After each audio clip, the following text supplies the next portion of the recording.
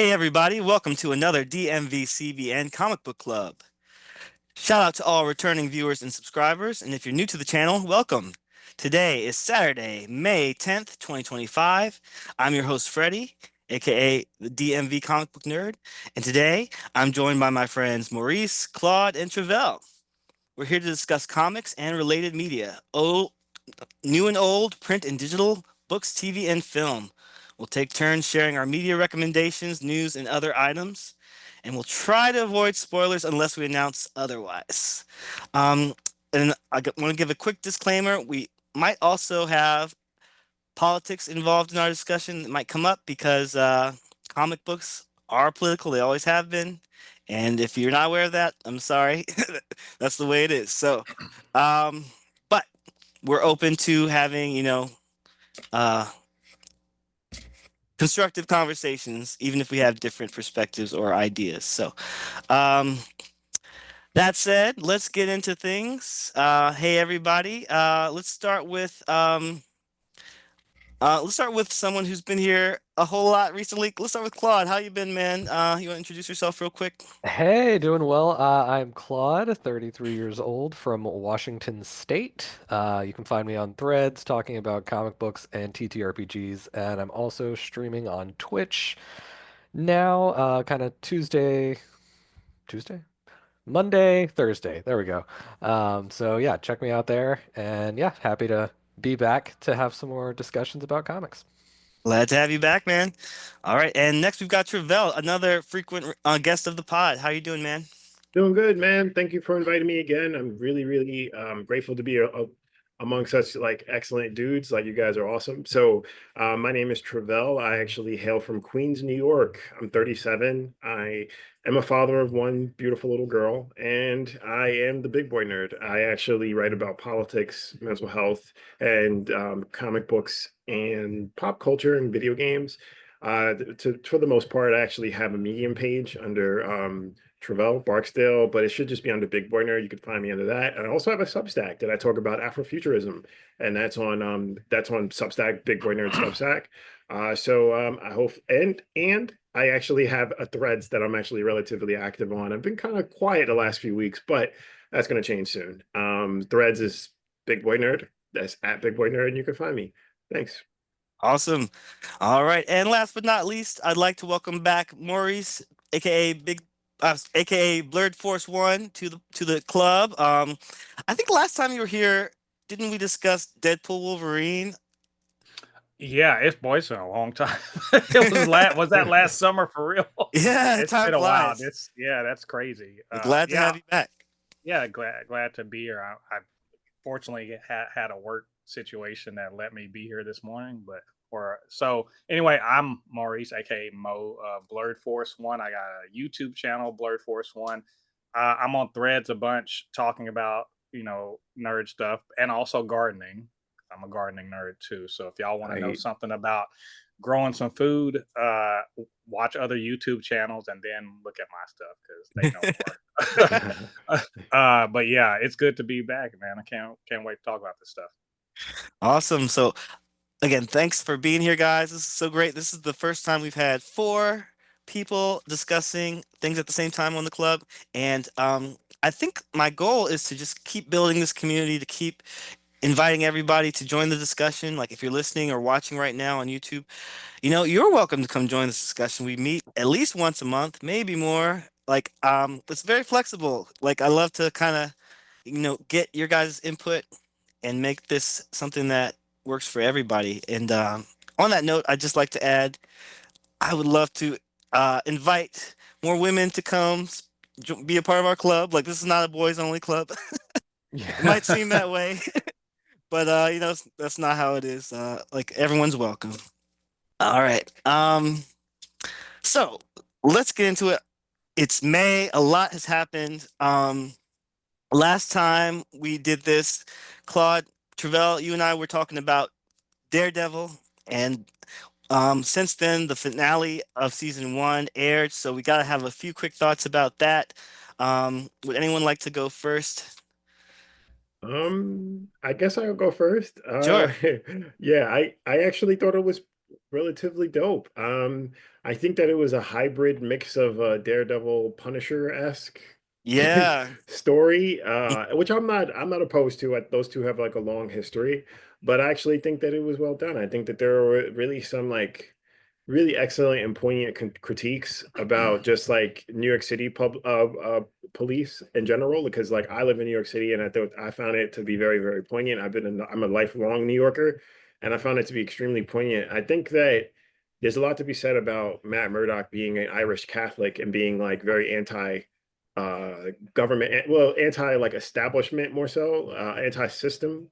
I think it's there's a lot to be said about him understanding like it being cultural in a way around how he understands like a sort of consistent level of persecution for like his race. Like if you think about like the situation with the Irish and Irish people being enslaved, things of that nature. I think that there's always kind of underpinnings around that being tied to like his character, or also to his faith around like where he stands around like just I think authoritative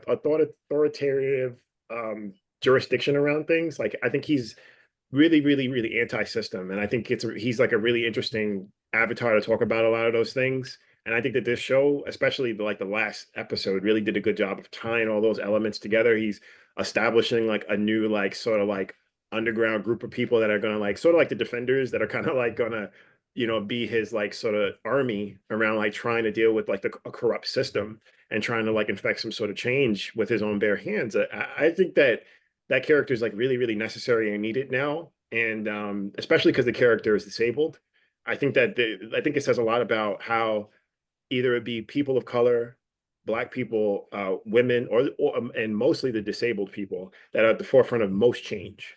I think that that character represents that to some degree, and I think that I'm really proud of that, like a disabled character kind of taking this stance in this time when we don't really talk about these sort of things, and people try to deny that comic books are not political, even though the character is literally disabled. I think we forget about that. So I'm like really proud of it. I think it's a really, really great show. I'm really happy that it's going to be going on for another season. I'm excited to see what they're going to do next. Nice. Like, thank you for like being pretty vague on spoilers there. But I will say, since we're talking about the finale here, Yeah. I will give a general spoiler warning for Daredevil Born Again. So if you haven't seen that, you might want to skip ahead to the next chapter. But who would like to go next and share their thoughts on Daredevil Born Again? Yeah, I'll go for it. I well said all of that, honestly, Thank because you. yeah, it really summed up a lot of it. I just jumping off of that, I'm really interested to see how they carry that forward in season two, because they Mm, have set up this like person that can't be touched as the enemy, and like a lot of people are, hyping up, oh, like the defenders are going to come join the show, but I also think it's important that the people that he's getting for his army in this case are just like regular people. And like, I hope they Indeed. lean into how they can affect change and Right. like how they can do like small acts of things to like change people's mind. Right. So I want to see how they handle that, because of course there is the inclination to be like, yes, bring in Luke Cage and have him start punching people. But they could Hmm. also bring him in and have him as a community leader, which would also be, Hmm. really strong too.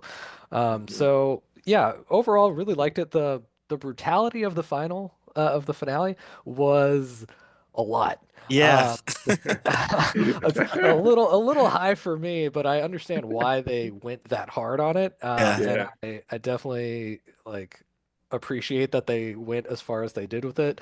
There was a little bit of just me being like, okay, like Frank should not be surviving some of this stuff. Like they try to hand wave it with like, oh, like non-lethal and stuff, and I'm like, he has taken so many like kicks to the head. You Yeah. don't Seriously. make it through that. But I He mean, definitely Right. had some plot armor on. yeah, that's just the heightened Certainly. reality of comics, but it Right. was still Right. like, I remember my wife and I were watching it, and we were like getting honestly annoyed because we're like, I'm so mad if this is how Frank goes out. Like, Oh, it would be wow. fitting, but we were like, kind of like, this would leave a bad taste in our mouth if he like went off by Like dies himself, they that let way. him go. Yeah, Wow. I was like, that would suck. Like, we were a little Wow. bit like, I hope that's not it. Um, Wow. while also trying to be kind of resigned to it, because like I'm not even a big Punisher fan that much, honestly, but his portrayal is super solid, and I just think the way that it would have left off with him separating from the group, that would be a disappointing way for him to go. Like, but uh, before we move on, I do want to get your thoughts, Mo, but I just want to add to your point, Claude, that isn't it interesting that the Kingpin decided to put people in cages and avoid due process? Oop. Yeah, that's a little. And I I'm mean, telling you, there are some conservative viewers of this show that this went right over their head. oh, Like absolutely. they don't see it. This isn't even. It's not just lack of media literacy. This No, is willful ignorance. indeed, If you don't see the parallels, you don't want to see them. indeed. So this, I like. Look, okay, yeah, I thought the finale was cool. I didn't love it. And there are a couple reasons. One is that little monologue at the end, like the voiceover as we watch, shots of the different people who are gonna be the underground, network for Daredevil, I guess, or the Resistance. I was like, I didn't love that.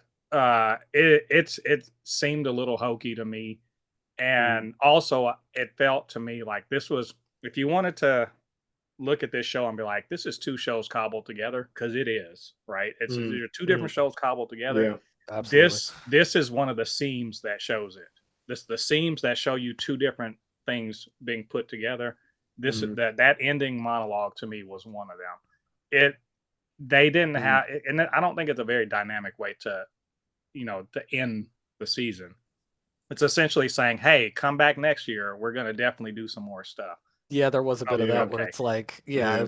it didn't have good finality before. Yeah. Yeah. True. Yeah. Yeah, I said So in my Discord review, I was like, I definitely was not satisfied by how it ended, but I feel like because it's a season finale that's, leading into the next season, maybe I'm yeah, not meant to feel satisfied. Like, lots of comic book shows in particular, and other shows too, do that when they know they're getting another season. So I'm like, okay. yeah, Um, so that wasn't like it didn't sour the show for me. Like overall, I really liked Daredevil Born Again season 1. I feel like it was a nice continuation. Like I did, to your point, Mo, I did feel like the two shows, like the two visions of the shows, kind of clash with each other a bit. hmm But overall, I was still entertained by everything we got. Like I didn't feel like I didn't feel like there were any bad episodes, so to speak. No, And no.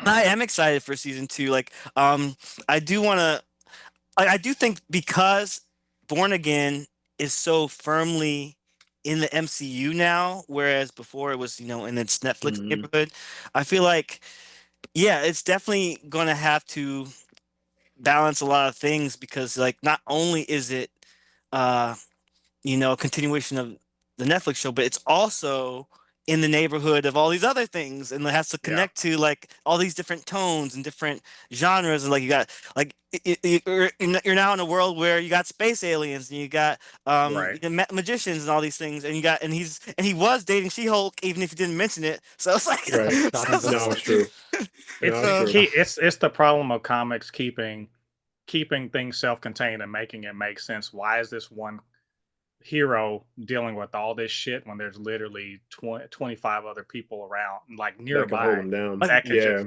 where are and the I get that. Avengers? Yeah, and Where are they? I get, but that's the great thing about street level. The Avengers are not gonna do this. They're No, just they're not. gonna mess with It's this. Yeah. you've seen it, like I think Christopher Priest in his Black Panther run back in the late 90s sort Uh-huh. of lampshaded this by showing whenever the Avengers try to show up for street level stuff, they are more of a problem than they are a solution. So I get it, and I don't that doesn't hit too much for me. I think for me this finale, I enjoyed the fact that they didn't step away from the the system is messed up. Cops are a problem. They're cop gangs. They think they're above it. They're telling this is a all cops are bastards sort of deal. Right. But then Yeah. they slightly retreat from it by being like, but what about these good cops? Really? That's we've been pushing this shit the whole time, and then suddenly, but these guys are the good ones. They know all these bad cops, and they're still tolerating their existence. And it is I will say it forever. No, any cop that tolerates the existence of a bad cop that they know is a bad cop is not a good cop. If it's if there are one Nazi sitting at a table with 10 people and none of them get up, what are they? They're all Nazis. Right. So, but look, this is as hard as I think Disney's ever going to go in that direction. Yep, So I think so too. Yeah.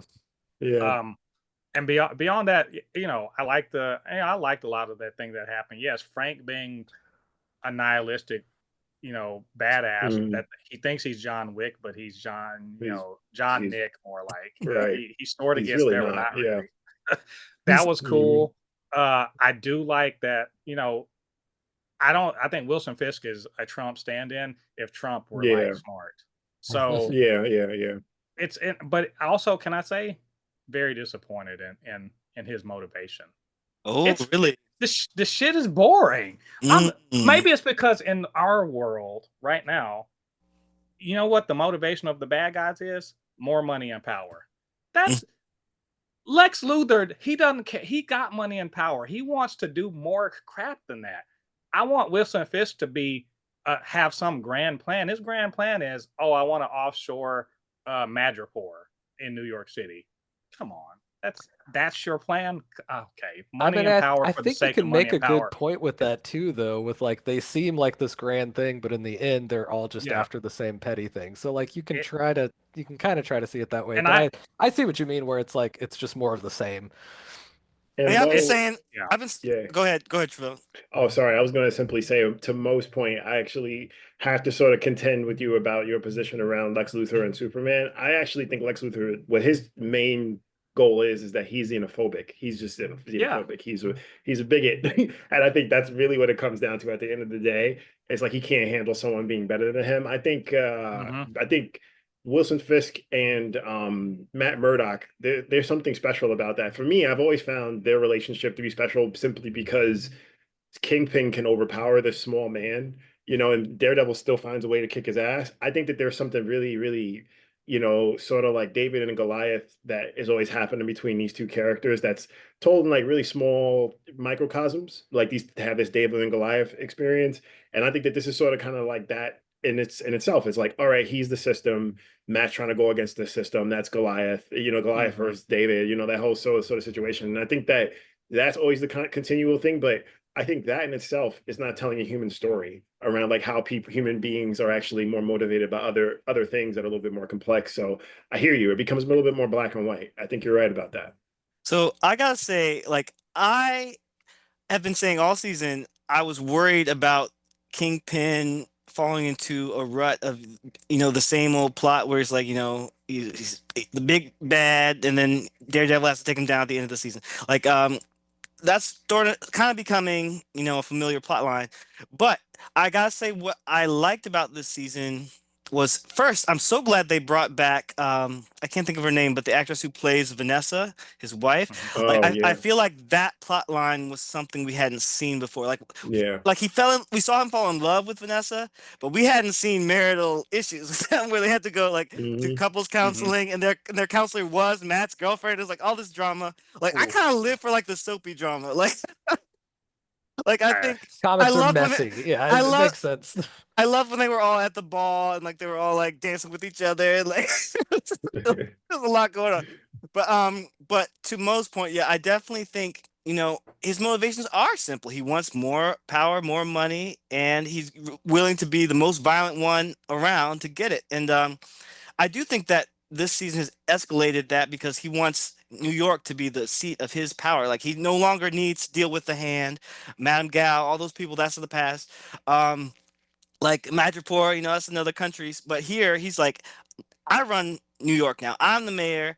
I know the loopholes. I'm going to like work the system and I'm going to do whatever I want, which I don't personally agree with, but as a storyline, I think it's showing some important stuff. Like it's showing how easily fascism can like rise to power and how easily people are corrupted and co-opted. Like everybody, whether it was BB doing her little news reports or whether it was the commissioner of all people, like the commissioner read Wilson Fisk from the start. He's like, I know you're still a piece of shit, but Mhm. it didn't stop him. He was not able to like, you know, build a big enough defense to Yeah, right. keep himself alive, which was kind of sad. Like the way he went out, that was crazy. Like Oof, I was like, dog.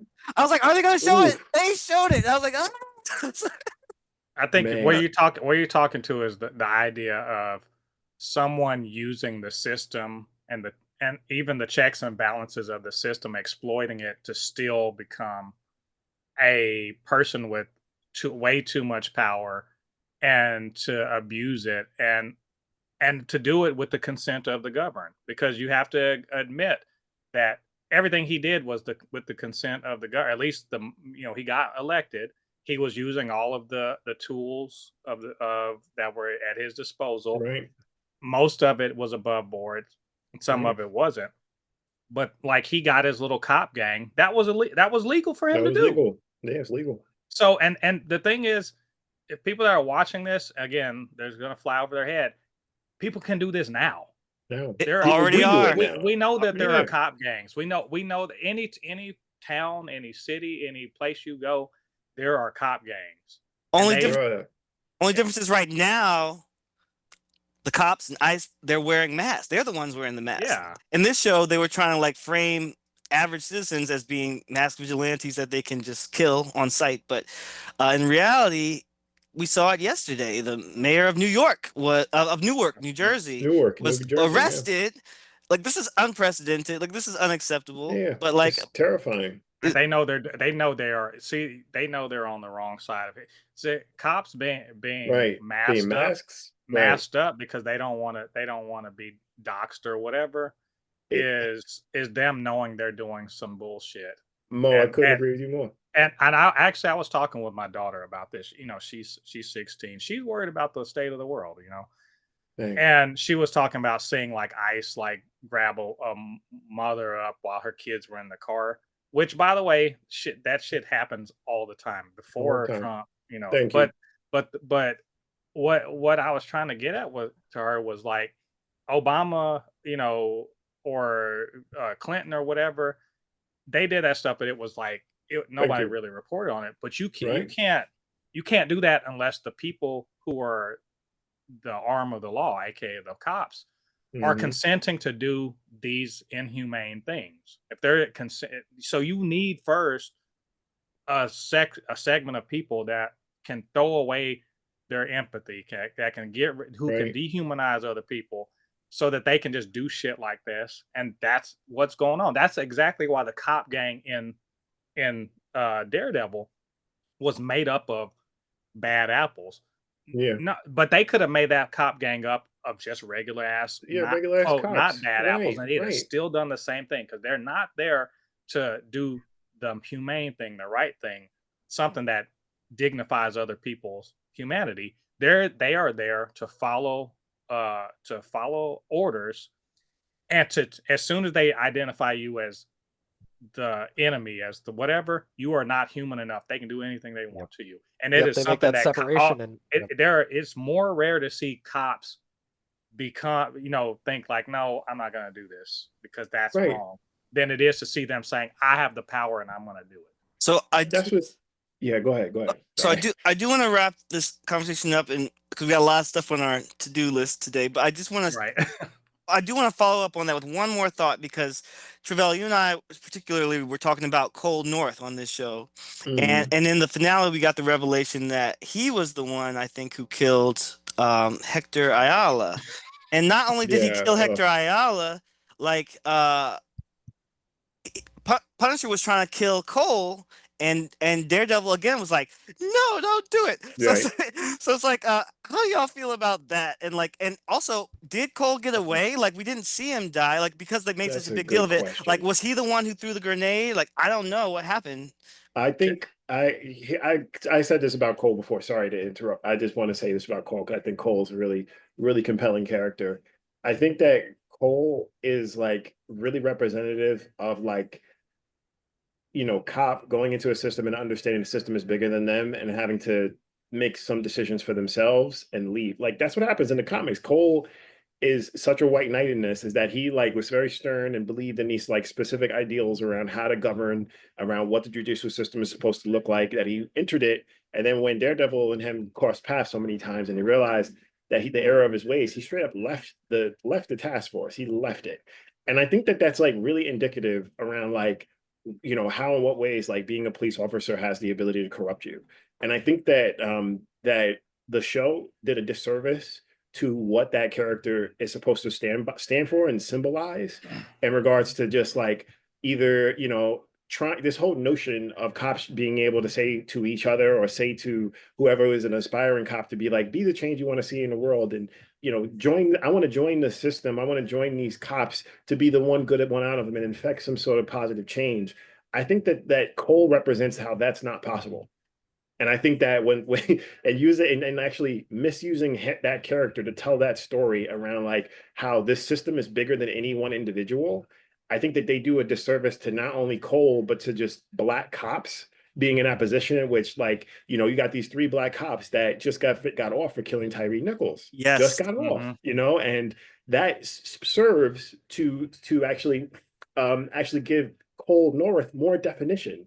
If you were if the show were to treat Cole North differently, the situation would happen with Tyree Nichols would hit so much differently because more people would actually be able to understand, like, oh, Cole couldn't even mess with the system. He had to leave, and he's a black cop, and he had to bounce. Like, these black cops did this to this other black child, and this is the situation I'm talking about. Is that like you learn that like you become an agent of this. You're not necessarily in it to be the differentiator, because that's what a lot of, I think, even cops of color, you know, minorities go into that force thinking that they'll be a little different because they are, you know, but it doesn't work that way. You're an agent of the state, you're an agent of the system. So I think that they actually kind of played Cole in that, and I think that that's a miss. That was a lost opportunity for that. I agree 100%. Anyone else have any comment?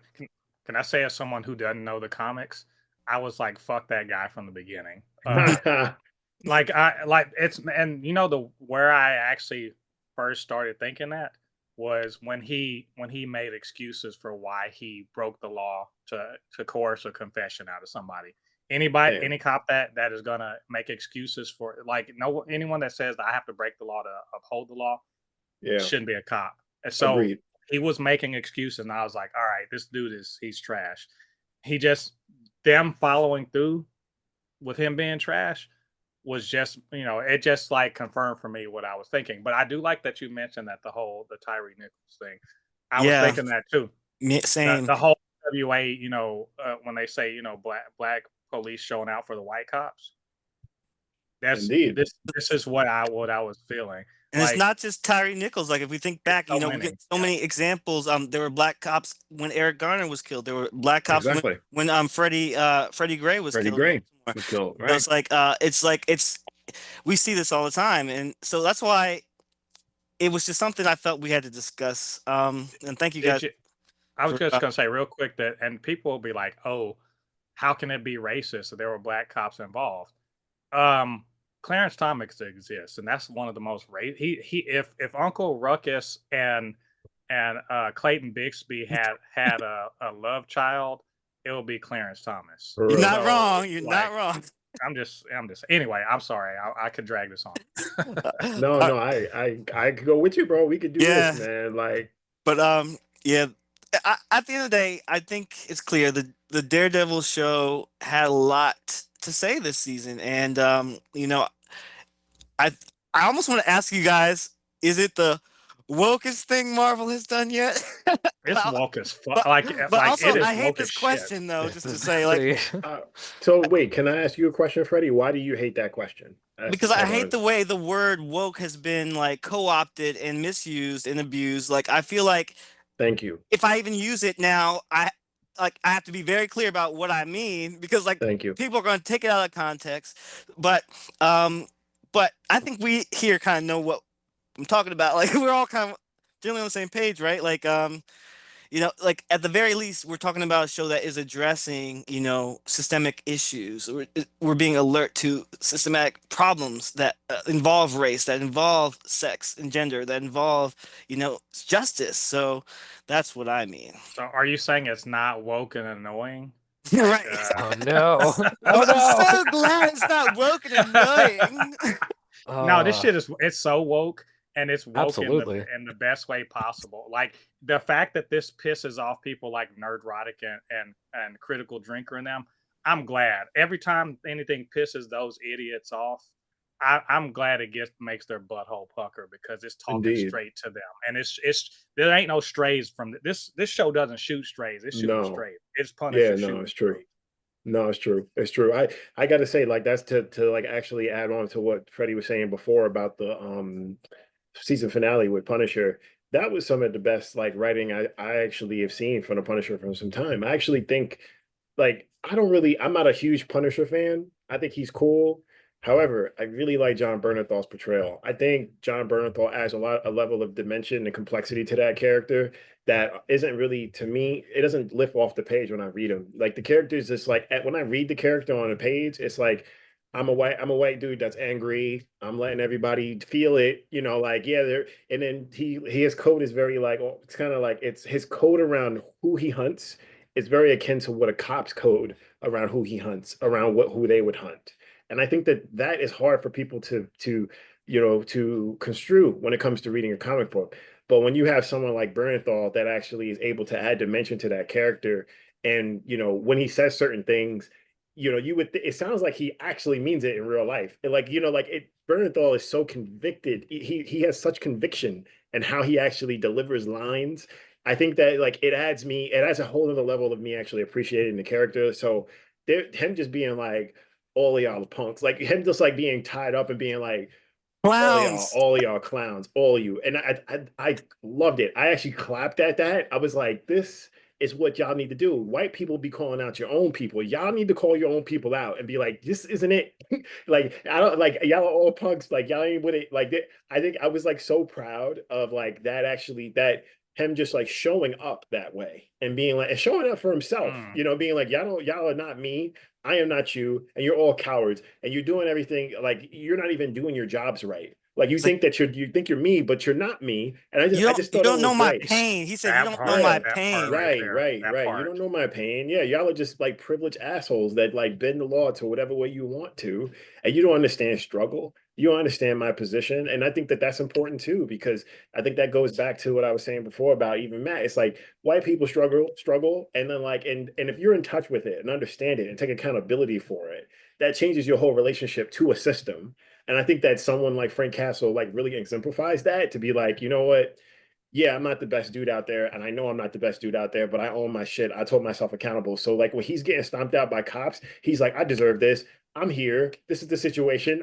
I put myself into it. It's not like how cops do, and they victimize themselves. One of their people get caught up, and they're like, "Oh, how terrible! Now we got to put more cops on the street, and look at all this crime." Blah blah blah. Blah. It's like they get mad and victimize themselves. Frank doesn't do that. Frank's like, nah, I did this. Yeah, I did it. Yeah, it's a different sort of space of accountability that he takes up that cops do not take up. So I'm like really proud of that. I thought that was really well done. I'm really glad that they brought that storyline into the show where it's like they're addressing the way that the cops have co-opted Frank's symbol and they're using it for their own purposes and he's fighting back against that. Like no notes. No Yeah, notes on that and plot. none of them are going to be well. They'll be self aware, but they're not gonna do that because when symbols get out into the wild, when art gets out into the Right. wild, people will use it as and interpret it as they see fit. And well, a lot of these people that are in law enforcement, they want to be cowboys or they want to be like Indeed. Punisher or whatever like that, and Right. they don't care what the original creators think about it.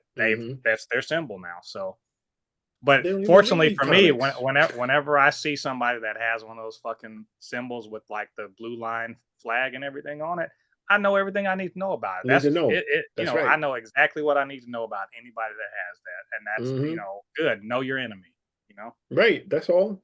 I mean, like I feel the same way. I think the same thing about like any person, any white person especially that's rocking an American flag right now on their person, on their car. I'm like, all right, I'm good. Like, and I'm American. I'm proud to be an American in many What if it's respects, flipped but upside? What if it's flipped upside down? I don't know, man. I haven't If thought it's about flipped that. up, Yeah, that's yeah, the That sign of seems something distress. different. That means that America's in Yeah, distress. So that's interesting. um, I I just want to say, I think that um, I lost my point. Anyway, let's Well, but does I, anyone have? Go ahead. yeah, I was gonna say my last thing is still like how they handle it next season. So when you make the system the big bad, how do Right. you like in a satisfying way have people beat it? Yeah. I mean, what are they going to be able to do? I mean, it's we're got to gonna, be like yeah. a Pyrrhic victory or, just a small win here. And it's like, is that going to be satisfying to watch? That's such Like, a good how are point. you going to show them take something down that like people would like to know how to take down? Indeed. I don't know Right. how they're gonna pull that off. I So got I'm nervous about next season because I'm like, is it gonna be like, oh look, everything just turned around because a bad guy made a mistake and now we all beat the system so easily it, together. Like, is Well, it gonna be a big group it's hug? going. I know it's going to be a Mr. Smith goes to Washington moment, and we're all going to be like, "Oh man, America is saved because of." And I'm just going to be like, "This is exactly why we well, are where we are right now. Yeah, Y'all that's keep what thinking. I'm well. Y'all worried keep about is thinking." that they'll Let's just just make it too easy or yeah. But Yeah, yeah. but guys, this is Daredevil, and the road has never been easy for Been easy It's for Daredevil. him. true, it's Like true. No. like he has had to fight every episode to get where he is. And Yeah, that yeah. said, it could still end up being corny, cheesy. We don't know yet, but I want to give the writers and creators and showrunners some credit and be like, what, I think they're gonna cook up something worth watching, but we'll have to wait and see. But on that note, let's move on to the next topic of Marvel MCU fair. Thunderbolts Well, Asterix came out May 2nd, so not that long ago. And okay, so all of Who us hasn't except for seen it? Travelle has not seen it yet, he said. So Have you at least seen like that they've spoiled what the asterisk means? Yeah, which I think Okay, is so we interesting. can say it. So we can say it. So we can talk about that. the new Avengers. Yes, Yeah. the Yeah. asterisk means New Avengers, which did anyone else see that coming? Because like I kind of saw that coming. Like there I was a didn't lot of speculation that it was going to I be thought they Dark were gonna. Avengers or Yeah, I yeah, something, thought and a yeah. Dark Dark Avengers, Avengers. something along those lines. Like it was, Really? Wow. yeah, But like a like team's not going to call itself Dark Avengers, Dark so Avengers, I'm yeah, not surprised that they're like, yeah, hey, we're bad guys. Like it's yeah. yeah, New Avengers makes most sense in the context for of the sure. MCU, I So think. that's what it is Dark. See, I never read Dark Avengers. Read it. That's Hickman, right? No, No, it's actually Dark Avengers. Bendis, Bendis. Yeah. Brian Michael Bendis. Bendis. I gotta Really? say, if you're watching this right now, you gotta join us on Joe's Discord, Muscles in the Multiverse. I'll put a link in the Oh, YouTube video because that's the boy we're right gonna there. have a comic book club discussion on Dark Avengers, the Hmm. first 6 issues. That's actually starting like tomorrow. So Yep. Cool.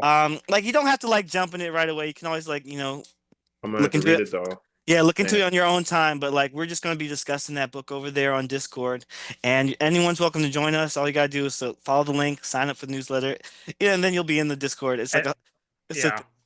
Funny enough, it's fun. Dark Avengers, as it was originally conceived, really was just Thunderbolts. Yeah. Like It it started literally out. was just Thunderbolts. That's how it started out. Like it was, or wait, Well, I'm talking about the Dark Avengers comic.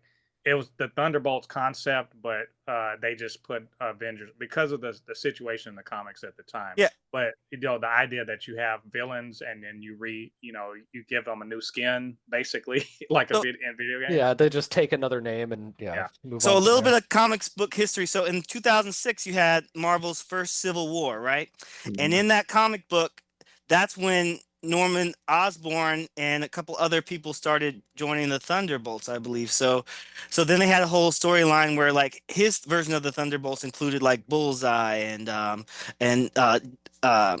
Wolverine's Moonstone, son and Moonstone. Dakin. Yeah. And yeah, so and then over time, the Dark Reign happened. Secret Invasion happened, which led to Dark Reign, where Norman Osborn was on top again, rise of fascism, and then Mhm. so coming out of that, because he was on top, he was like, we'll just be the Avengers. And so they weren't like the Dark Mm. Avengers in the comics, but the title They of were the just book Avengers. That's was right. I Dark remember that. Avengers. Yeah. Right. Yeah, so Right. they Right. I they remember that. literally did go from like being the Thunderbolts to being the Mhm. Avengers, and like you said, even the point of Thunderbolts going back to the original incarnation was about villains trying to pose as heroes, some of them being reformed. Like it was like there have been lots of incarnations of the Thunderbolts, which is So many. crazy. Like I feel kind of like at this point, can we talk for a minute about Marvel's branding? Because I feel like certain names are becoming meaningless. Or I guess it only means what it matters in the moment. Because like the Thunderbolts name, what does that mean? Yeah, I mean, to me, they can't ever reuse it the way it was used the first time because it was a surprise twist kind of story. So, like, if it ever gets used again, it's going to have to be in a different format than villains pretending to be heroes. So, I liked whenever the government just took it and it was part of their prison system thing where Mhm. Luke Cage was leading a group of Mhm. That villains was to that was a reform good them. run. That was Yeah. that's my favorite version of the Thunderbolts. I have a And question. Can they reuse it? Can they reuse the Thunder? Because now it was never an official thing in the within the context of the MCU. It's just a little inside thing amongst the team itself. Yeah. So it Could Mm, they still use it? could be pop. Because I only want it to be a thing because Justice Like Lightning is such a good little tagline. Tagline, right? I love that. did Bucky say something like that in the movie? Did he have a line I like don't about that? remember. He was just like, we can't call ourselves this. Like we're not. I thought Yeah. I can't I might be getting this mixed up with the comic book I read, but I think I heard him say something like lightning or something. But I think you had mm. a question, Travelle. Yeah, really quick. As someone that has not read this run, I was curious, what's the difference between them and the Suicide Squad? Okay, great question. No So collars. For the big one. no callers, and also this is Marvel and that's DC. There you go. But like yeah, I was one of the first ones to say this feels like from what Yeah. we heard about Thunderbolts, I feel like they were definitely trying to copy off of like the success of Suicide Squad a bit, with reformed villains basically. Yeah, we're from But villains. but I do think that what we ended up getting was it has its own thing going Yeah, on. yeah, I figured it did. Yeah. Um, so I will say, okay, so I will try not to say any spoilers, any major spoilers. Same. I don't know about these guys. Hey, look, I I could could jump off. I can I can control jump off for myself. like I can jump off for like Uh, maybe you're no, 15 and then you're come good. back. You're No, good. Okay. you're good. It's fine. We're not going to spoil it. Yeah, Um, it's fine. not any more than Marvel has already spoiled it. There Listen, we go. Fair. I can give Fair. highlights without yeah, actually saying what happened in them. but I do just want to say on the topic of the names of teams like Defenders. What we know as the Defenders were not the Defenders up Oh until no. Netflix. Like True. Champions goes that route. yeah, Yeah. and so like stuff like that kind of bothers me on the nerd level. I try to let it go. Hmm. That's it. Um, all right. Well, So any well, other thoughts well, about? can we well on the subject of the movie again, we're not going to spoil it. I love the movie. This is Really? Wow. this is a great movie. I love that it's a lead in to Fantastic Four because I was Word? worried that if this wasn't that good, it would really Wow. kind of like, Oh no. throw some water on the fire for Yeah, yeah. Fantastic Four. But it to me it doesn't. I don't think this movie's going to make as much money as I think it deserves. I don't think it Uh, will. Yeah. Oh, I was gonna MCU, ask you because like you're yeah. like the box office like mathematician here. How's it doing compared to Captain America? At least I so think it far? I think it maybe made less on the first weekend just because Captain America's got the name recognition. Because I think did Captain America end up, what is it, four into something? yeah, Yeah, I it think did. it four ended four. up It at actually did good. 450, 450. So I mean, it got just into profitability, just barely into profitability, which I mean, fine. Nobody wants to just break even, but if you have to do Right. anything, if you have to break even or lose money, you want to break even. I Right. think this movie may just barely get to profitability. And it's Dang. not because the movie's not good. It's because the people who are fronting the movie are not super well known. They don't have, because in here, they don't have, nobody's Captain America, nobody's Iron Man, nobody's Spider Man. There's a U.S. agent who thinks he's Captain Yeah. America. Yeah. But nobody knows him because where'd he come from? He came from a TV Disney show that Plus. not Yeah. many Yeah. people watched. So I think this movie's doing fine. I think that it's gonna probably win. It may win the weekend again over Sinners. Um, but word of mouth is good for this. I just don't think it's driving people to the theater as well. But I think it's doing respectably. Like I Uh, heard there might be a boost because of the new Avengers branding or rebranding. Yeah. Which is smart. Like that's the thing. This is a situation of you know, you have to pick your poison here. Captain Thank you. I America love you. I'll see you soon. Captain America did not hide the fact that it was actually half of a Red Hulk movie. And they did that to drive people in because people know Hulk and they know Captain America. So you have to make your calculation of, do I give away the story in order to get butts in the seats, or I don't? Because if they had called this New Avengers, right, people would have showed up and would have been disappointed because there ain't one Avenger in this thing except Bucky, and he's not an Avenger, right? Right. So, but that said, though, Yelena is a Black Widow. Like, she's not the one that was on the Avengers, but she's the next. Nobody recognizes that.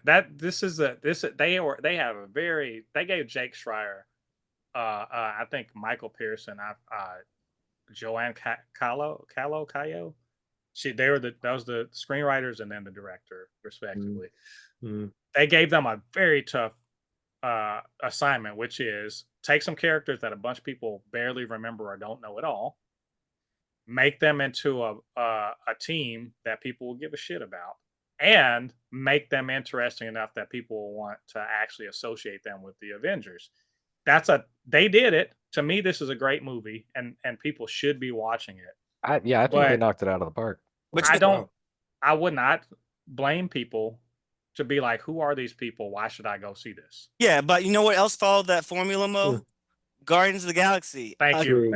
Another James Gunn, similar to Suicide Squad kind of vibe, where you got a bunch of like unknowns, misfits, and like if the story is entertaining enough, it'll find its audience. Like I think already it's getting critical, like good reviews, like audiences are enjoying it. That like Claude, do you want to speak more to like your feelings? For me, the performances like absolutely carry this. Florence Pugh in this role is just good Lord. Some heart-wrenching line deliveries that just really grab you. And one of the things I think will get lost in the hype of the name change, and then I see a ton of the discussion online, at least on my timelines, are about how powerful one of the characters is. And the whole thing is like it is a great look at mental health. Yeah. And that's going to get buried so quick in all the other stuff. And I think it's a shame because, shame is a good word choice because they show like how people feel whenever they are in the midst of that kind of darkness in their life where they're ashamed. Like they don't want to have to talk about it. And I think Lewis Pullman? Sells that so well in the role where there's just parts where like he won't make eye contact with people when he's talking and he's just trying to brush off like how he's feeling in situations. And I think it's such a powerful look at like you don't try to reach out and connect. You just want to hide it. And it's so good. And then, there was one particular line, not going to spoil the line itself, that Florence Pugh says, and it just got me instantly, like tears. Like it was so strong. I think I know the one, or actually there were a couple, but on the topic of mental health, I want to shout out one of our friends, Snicked Banff Thwip.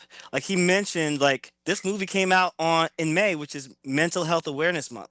So like this is a time where we need to be talking about. I mean, we need to talk about it all the time, but specifically now, like let's talk about it because it affects so much of us. Even the director, I think what was his name? Eric? Was he? No, it's Jake Schreier. Jake Schreier, the director, he said recently, like it's something pretty much everybody these days can relate to, like some kind of depression, right? Like so, like mental health, like that is a big aspect of the film, which I think they delivered on very well. Like I can see why it's resonating with so many people. But that said, I do kind of want to just mention a few of my ongoing reservations with this project that I've had from the start. Is that when they first announced this cast, I'm like, this is not a very racially diverse cast. And also, it's not a very powers diverse cast. Like, almost everybody is like some kind of super soldier.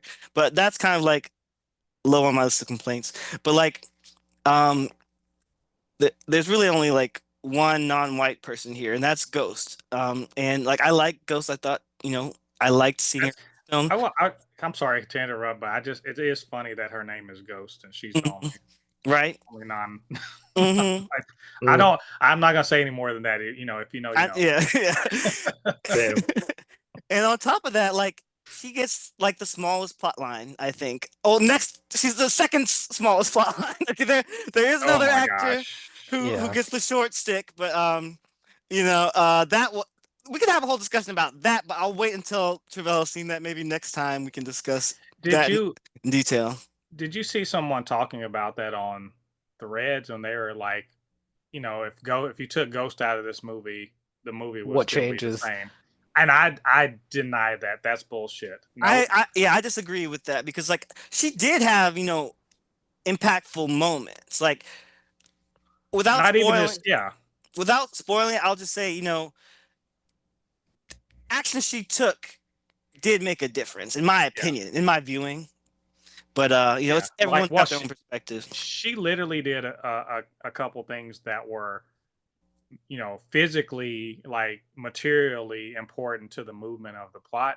Yeah, But I think the most important thing she did was show up when yeah, she didn't have to. That if you notice in this movie, a lot about the jailing of this team is about showing up for yeah, people, even though you could easily just ghost. Literally, yeah. she could literally just Ooh, no, I she love literally that. could just ghost them and go on and be perfectly fine with herself. But deep down, even though she's a mercenary that's killed many people, she is actually a good person. Like she has a moral compass. And so when it was time in the clutch to be the person that they needed her to be, she showed up even though she could have left them. Twice, not Yes. once. And so to Maybe me, 3 times even, really. to me, it's important that she of all of them was the one that could go get away and just be fine. But she comes back, and she is the first person that buys into this team up. And because she's the first person that jumps in the water, so to speak, everyone else is comfortable jumping in too. I love the And way you it's put cool that. that they managed that without like having her sit there and say it. Like it was Thank you. definitely a show, not Exactly. tell. Like it's Exactly. fine to do that. Like you can Mhm. see by the actions, but a lot of people are gonna again write it off as like, oh, well, if there wasn't a part where she looks at someone and says, "Hey, the reason I'm sticking around is XYZ." It's like, Yeah. no, you can watch by the actions and just see how Precisely. she's interacting with people, and that is writing. That's like not, Indeed. yeah, it's Yeah, Right. yeah. That's good writing. And do you Wow. also notice that all of these characters, they supposedly have selfish reasons for this team up. That's the underlying thing is supposedly they're all doing this for selfish reasons for survival, right? And of course they ultimately care only about their survival. But if you really look at it, there's more to it. They're reaching out to other people because they all need connection. They all need someone who understands where they're coming from, who are going through. They're trauma bonding. That's what I think Aman Vellani was talking about. Their trauma bonding, Like right? she likened it to the Breakfast It's Club. so Yeah, that's and she got that. By the way, she's a treasure. That we what love Iman. a young person like that has she's got her head on straight, and Yeah. also Kevin Feige. Why don't you not have Truly. that young lady up at Marvel Studios and Thank being you. like, all right, here, look, we're getting you Uh, Give ready. You me. you Thank taking you. over. Right. I do pass have the to shout torch. out. Yeah. I do have to shout out that I think it's super cool that she actually wrote a couple Ms. Marvel comic books recently for Hmm. Marvel. Yeah. And so if you haven't read those, check them out. You can get like she has a co-writer, but like, and he was also involved in the MCU. But like in general, how often do you get to see You have the that. Yeah. actors also be the writers of their own characters? Like so And you cool. It's don't cool see seeing it that kind of often. investment because it's like they're going to try to foster that character in the best way that they can because like they are entrenched to that Right. extent. Yeah, And she's doing a Um, good job So too. Like true. it wasn't like a bad comic, yeah. in my that It's helps. That Dang. helps. That's uh, dope. so what? Oh, I was gonna just continue like the whole the trauma bond. Like these guys, they want a reason to stick around each other. As much as they seem to not like each other, they supposedly are just tolerating. But every time they come in the clutch for each other, that's another reason to stick around. That's another reason not to abandon this team up to the point where finally they admit, no, we are the ones. We have to be the ones to do this. Yeah. and they can rely on each other. It's beautiful. It's wonderfully put together. That's dope. Yeah, To Oh that man, it's I gotta see point, like it. on the loneliness thing, like it's the it's slightly addressing the loneliness epidemic thing. yeah. I had a friend talking about that recently, and she was like, I know it's easy to like write people off as like, oh, like a lot of especially white men are lonely because they're taking terrible actions and like they're pushing people away. But at the same time, there are good people that are lonely, and it's That's tough right. to bring it up without people writing you off as like, oh, well, you're probably in the bad camp of people who are having that. Hmm. And it's like, it's just a thing where it's like you have to look at who's there, and if someone's reaching out, reach out back or find out what's going on with them. I just think it's an important topic that they Yeah. managed to address pretty well. I Uh, to add on, I know I haven't seen the movie, but I think I can speak to this to some degree. Um, my brother-in-law actually took his own life a couple of years ago, which has been extremely hard. White man, and he Italian man, white man, but and it was very much that he was like dealing with like loneliness and like and I think that to speak to Claude's point of view, like when it comes to white men, like we don't have really an infrastructure to talk about that in a like productive way around like loneliness and mental health and like what that looks like. I think that we tend to like sort of like, kind of push a lot of the emphasis on like the normal narrative that we talk about this with white men is that it's their fault. They should just like be better people. And I don't think that it's that simple. I think that this is sort of like showing, I think it well, based on what y'all are saying too about this movie, it seems as though like the real like topic of conversation around this is like how systems and people around them are failing each other. They're just failing these white men. It's like failing this character. I assume the Century in this particular position has Yeah. been failed over and over again by the people around him. Yeah. As opposed to being like, oh, he just is this powerful character. This like he seems to be the Century. If I know Century from comic books, he's probably emblematic of like the power that white men have in society in a lot of cases around certain things and how they can wield it and how they should be accountable for their own actions specifically, as opposed to it being like this is a network of relationships that actually kind of build into this character sense of self, and then from there he has to take accountability and make decisions, and that has a lot to speak to about their mental health. And I think that that in itself, having an apparatus to talk about it in that way when it comes to white men would be more productive and will be able to actually understand how to think about mental health in more of a, I would assume more fully defined way, as opposed to it being this one-dimensional thing like, oh, they just need to get better. They just need to be, this male loneliness thing is because they're just, like they're just this way. They don't know how to talk to women, and it's like it's not that simple. Yeah, sorry, you want to say something, Freddie? mm, Well, I just want to say first, Mm. our condolences to your family for that, and Thank you. thank you for sharing, because like this is real. This impacts people everywhere. It impacts veterans, impacts people of all races, men, women, Right. children even. So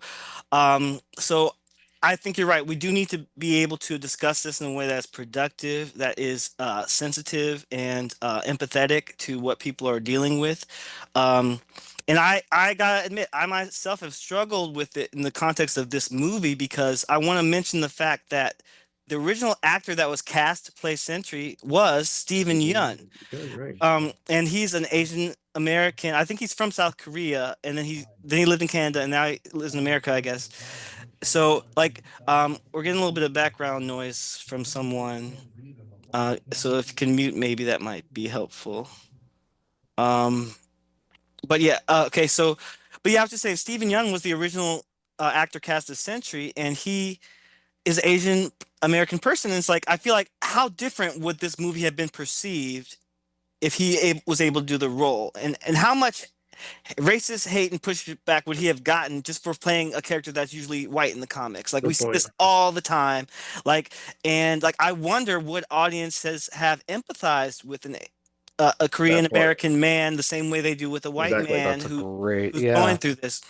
Like, Exactly. like I the reason that Stephen Young gave for backing out of the project was scheduling conflicts. He has lots of other projects, and there was the whole writer's strike, actor strike that happened like in the middle of the production of this film. And maybe that's true, but if it was more about like not wanting to put up with the racist BS, I wouldn't blame him. Yeah, I Yeah, think that I think seriously. it might have been a factor. And like you're Hmm. saying, like would it be as well received? I don't think so. I've seen No. people already in comment sections being like, "Oh, I can't believe this was almost Stephen Yeun." That like basically that would have sucked. And I'm like, for why? Like, Why? where are you pulling that from? Because he's a great actor too. He's Like, I fantastic. don't get it. And so yeah, I already saw people that's like, "Oh man, like basically, oh, we dodged a bullet because this was almost him." And I'm like, how do you know? Like, you didn't watch a version of it with him to compare. So But has it's anyone just seen racism. Beef? Yeah. Like it is. Like Has anyone seen Beef? Like he was I haven't magnificent It's in seen it, Beef. but I'm I've gonna heard. say, since you mentioned that, incidentally, one of the writer I'm getting her name wrong, but Joanna Kayo, she I was don't a know how to writer. say it. She was a writer on Beef. and on So the yeah, movie, so yeah. that so it, And and the also BoJack director Horseman, and the also director was BoJack. on Beef. Jake Schreier was on. He did a couple episodes of Beef. The mental health aspect of it is from her. I'm gonna say That makes Michael sense. Pearson. If you know, he wrote Black Widow, and Okay. he's written. I think he wrote on Moon Knight also. So Mm. he's well entrenched at Marvel Studios. She is becoming and I think she's becoming more uh, part of Marvel Studios uh, as a regular go-to writer, which is good. I think the fact that the mental health aspect of this is a very very important part of this storyline. Um, like to the point, like one of the things I noticed about the movie is everyone is struggling with something, and they're all different kinds of coping mechanisms. Everyone represents a different kind of coping mechanism. You know, Yelena is checking out. She's going through the motions. She just right. But look at Alexei. He is, fake it till you make it, right? And what's John Walker? He's lashed out and he's Flash. Yep. lost everything because of that. He lashed out.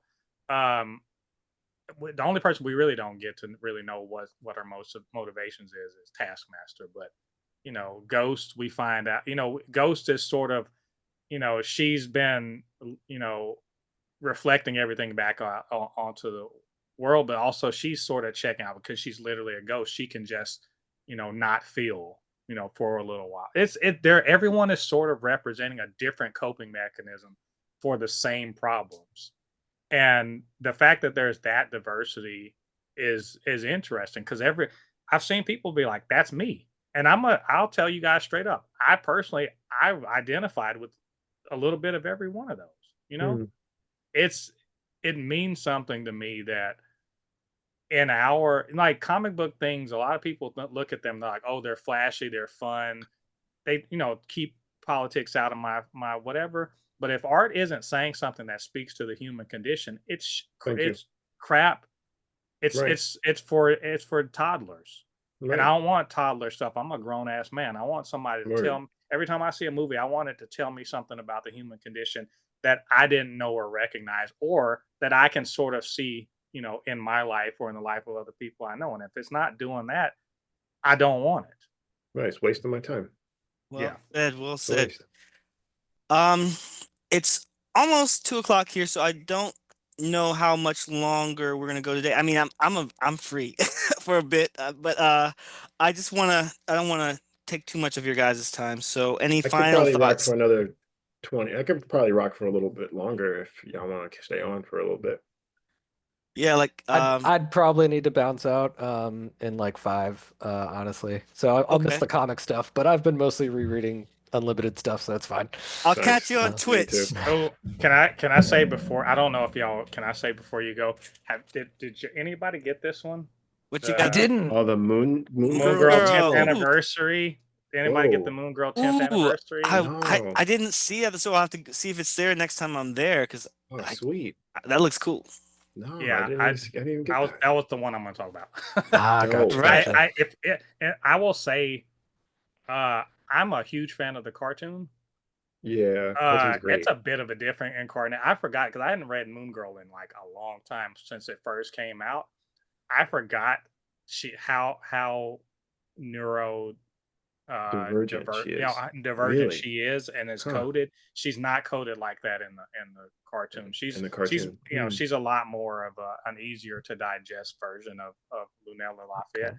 I'd forgotten that until I read this and I was like, oh yeah, no, she's got a hard time like talking to people or communicating with them. But it's a very that really makes me want to check it out. It's a very sweet, certainly. like the comic, like the couple. There's 2 stories in it. One of them is Lunella herself, and the other one is about Devil Girl and Moon. Okay, Dynasty. that is that one. But it's not the one I was expecting from the cartoon. It's an actual like great grandchild of hers in the far future. And it's it's a comic I actually would want to read if they ever want to follow up on. And I think they are planning to follow up on Devil Girl. And it's not just one. It's 2 of her great granddaughters who are living on the moon. And the Earth is kind of like, kind of not a wasteland, but it's been sort of basically kind of like, in Wall-E where the Earth is kind of messed up. Yep. It's kind of like that. I like the comic. It makes me want to go back and like read up more of her stuff. Yes, like love Moon Girl. Like definitely need to put that on my read list for sure. I'm going to pick that up. Indeed. All right. So if anyone does have to go, we totally understand. No worries. And if anyone wants to stick around, I'll leave this open a little bit longer. Claude, before you go, do you have any comic stuff you want to share? Just the free comic book day one for All In, the 2025 special, and Superman setting up the next storyline were both fantastic. Like I didn't realize Dan Slott was gonna be doing a Superman run. Like that's kind of big news. Like that's pretty exciting. I want to say he announced it like what was it, a month ago? I want to say he announced it on Threads because I follow him on Threads. So he did say he was doing, which is dope. Like, yeah, I think that's a cool. Gonna be a good creative team. I did want to mention though, there was a little tease about a giant kryptonite asteroid. I'm like, that happened in the Batman Superman Jeff Loeb run, and then that movie Public Enemies, like that's been done before. But like I'm still here. I'm still excited to see what happens. Like I think all the character work he was doing in that little teaser was pretty cool. Interesting. I didn't even get a chance to read it, man. I didn't have a chance to even go to comic book day. I've been like in the mix with my daughter. I just didn't get a chance to go. I'm trying to rectify that as the summer goes on. I got to keep up with my comics. It's been a bit. I haven't got a chance to go to the store. That's all right.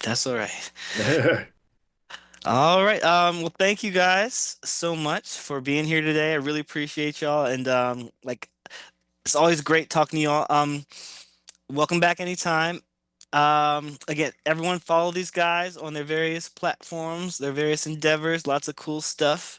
I'll try to put some links and I was gonna say if y'all want to keep going when I go, like do it. Like talk comics, but I gotta run. So all right. Thank you so much for having me. It was a great discussion. Like I can't wait to revisit Thunderbolts once Travelle's seen it because there's some really cool stuff, and also the conversations that are going on online about it are really interesting. Fantastic Frankie's put out some interesting takes on it that have sparked a lot of discussion. So I think it's a great movie for that, and I hope the mental health stuff kind of stays in the conversation for the movie. Yeah, and most importantly, I would say guys, the MCU is back, baby. Finally. No. It never went anywhere. That's the thing. The MCU is so back, y'all. We were just raving about Daredevil. Like, where did it go? Like, True. You have to say it for the algorithm, though. I guess. It's the rule. If you want it to circulate, you have to say it's I'm back. sorry. Let me say it for the algorithm. Thunderbolts is a woke nightmare. Googly eyes. Like, guys, I have no idea. Like, we might have tanked the viewers for the viewership for this video, or we might go way up. We'll see. It's gonna go up, man. It's gonna go up. I'm telling you now. Like people need this. If we say woke, if we have some black dudes talking about it's a woke nightmare. Nerdrotic might send us like some subscribers. I don't know. Yeah, man. Well, I don't know. I'll try to brace myself for whatever happens. But yeah. All right, Claude. Well, thanks for joining us today, and I'll try to catch you on Twitch where you're going to be talking about comics and later on the week TTRPGs. Yep. Awesome. Y'all take care. It was a great discussion as usual. Great. Yeah, man. See you around. Man. Take care. So I do want to briefly talk about Free Comic Book Day. I feel kind of underprepared to talk about this because my stack of comic books is not right next to me. But that said, I did get to go to the store on Free Comic Book Day this year. Um, it was kind of bittersweet because I don't know if you guys have heard that this might be the last Free Comic Book Day. I don't know if that's confirmed or not, but like there's been speculation to say the least because this year Diamond Distributors was one of the main distributors of comic books. They went bankrupt. Um, so it's like I don't know, the whole industry is so questionable. Like, is the industry doing well? Is it doing poorly? Mm. I don't Well, know. But I hope there are more free comic book days, or at the very least, I hope it can transition into something that does continue to bring light and attention to the comic book industry and help put comic books in people's hands and help bring in new readers. But we shall see. That said, go It ahead. seems weird. I think the idea of it was sound when they first conceived it. Get people into the comic book stores. About 20 years Um, ago, it's been about 20. yeah, but it's well, been a tourniquet trying to stop, bleeding of an amputation, because the sectioning of comic books into like special to a specialty item is really what the problem is. mhm. This is not a genre that's for kids anymore. It's for Yeah, it's us, not. and Yeah, it's for because us. of Yeah. that, it's not going to ever reach the heights it was at one point. I personally think that DC, I don't know what Image and all of them can do. They need to get a movie studio or something. But DC and Marvel, they need to take this as R&D. And Mike, most R&D for most industries is a money loser until you hit that one thing that pays for all of that R&D you just did, Yeah, right? yeah. So that's what comics should be, except it's never going to make money. Stop canceling shit 6 issues in just because it doesn't have big sales. It's not going to have big sales. The days of big sales are over. This is R&D, because once you get something that hits, suddenly you're going to have IP that you can, Mhm. put right into the In MCU fashion. or whatever. It's weird to me that they are really trying to make this a profitable industry. It's not. It's not profitable, Mhm. because paying a living wage to people is in kind of a low volume industry is not going to work. I mean, I gotta Mm. say, I kind of take a macro approach to this because I feel like we're in a moment where I mean, I think it's fair to say capitalism itself is not profitable. Like it's Yeah, it's like not. like every Right. industry seems to be like crumbling in front of our eyes. Like even the movie industry, which makes billions of dollars and record profits. Every time there's a superhero movie, we hear like, is there superhero fatigue yet? Or like, it's barely making any money. Like you said, like it's breaking even, but it's not like making a profit. Or sometimes there's actually a bomb. Like so even if at that level they can't have a profit, they're certainly not going to have a profit or transfer profits onto the comic books because like we're competing with games, we're competing with um manga, we're competing with all kinds of, I mean, it's not really competition, but sometimes it is. Like it depends on how you look at it, right? So I'm just saying right now we're seeing crazy, unprecedented, nonsensical tariffs being put on everything. We're seeing Right.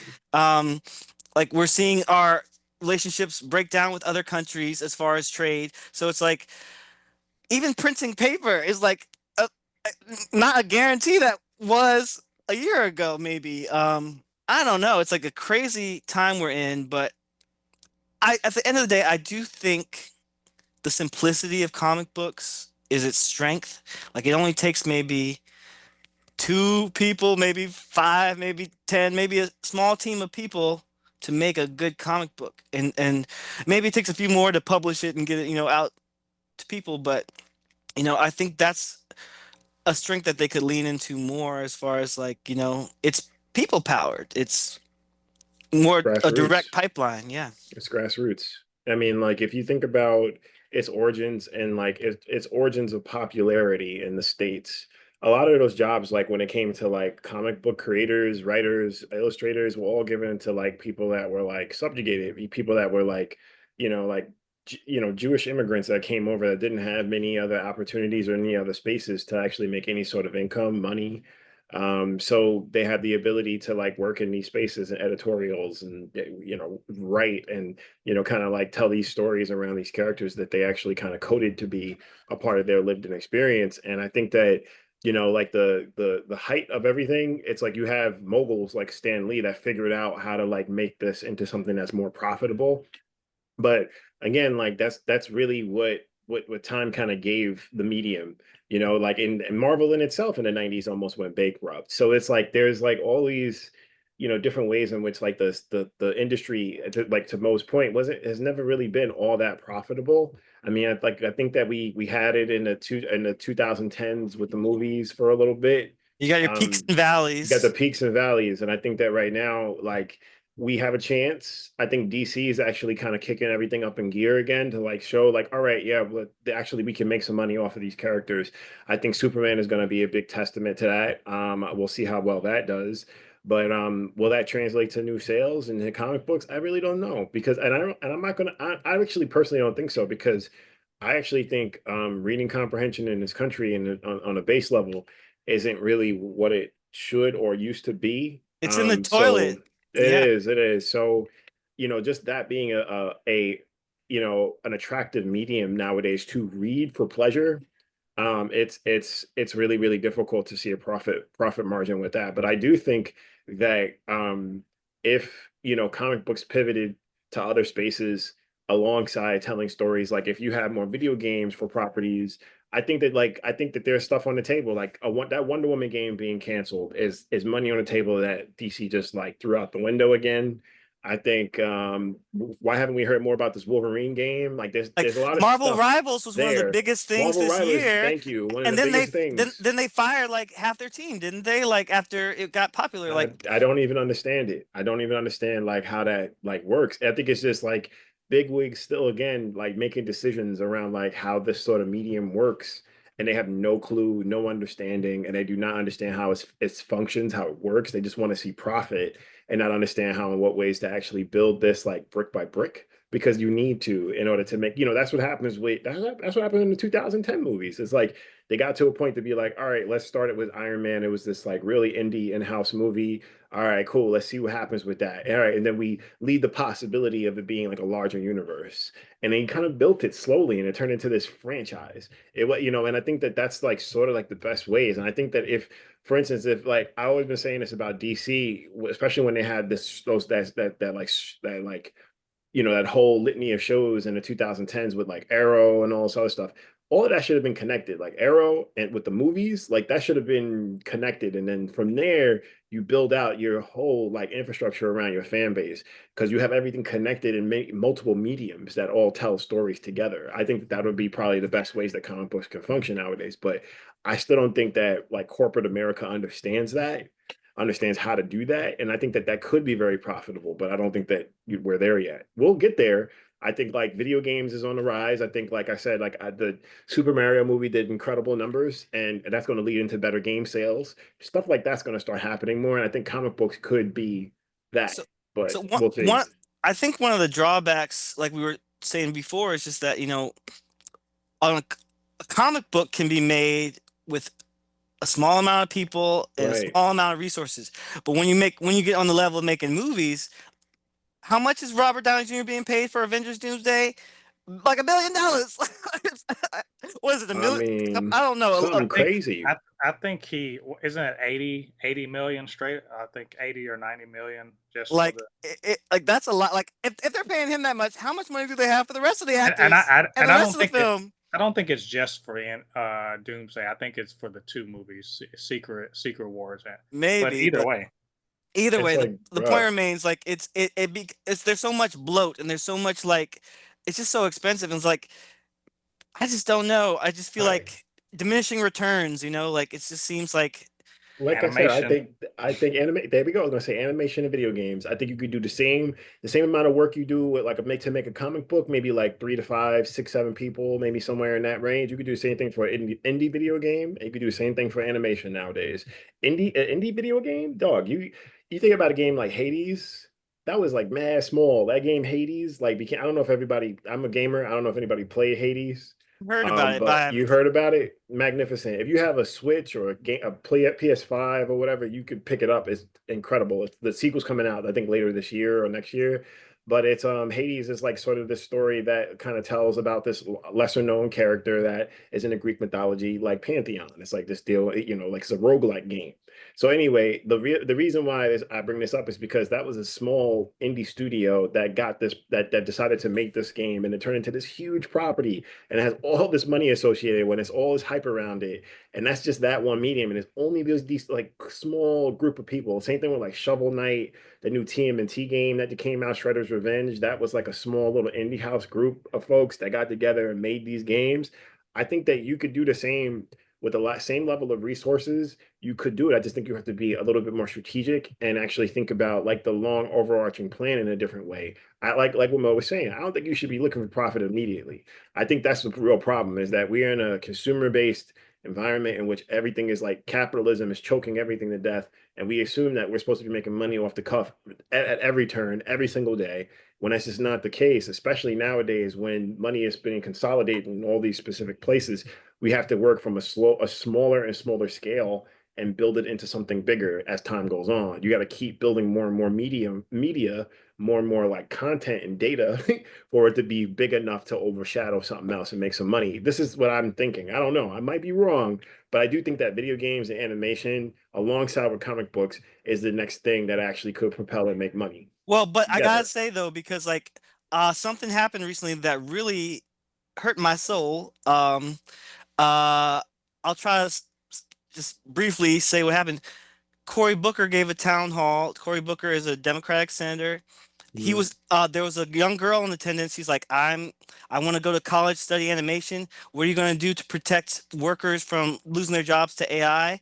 And he Not a basically, damn thing. that's exactly what he said to her. Don't you know that's exactly what he said? he said that. Because he said, I have all these friends in the private sector, and they've told me how great AI is, and and like, he sees it as the new frontier, like the way the internet changed the game. Like, and I'm like, and like, I understand that, the internet has had pros and cons, but like he gave a specific example that drove me crazy because he said, when I was younger, people thought ATMs were going to replace bank workers.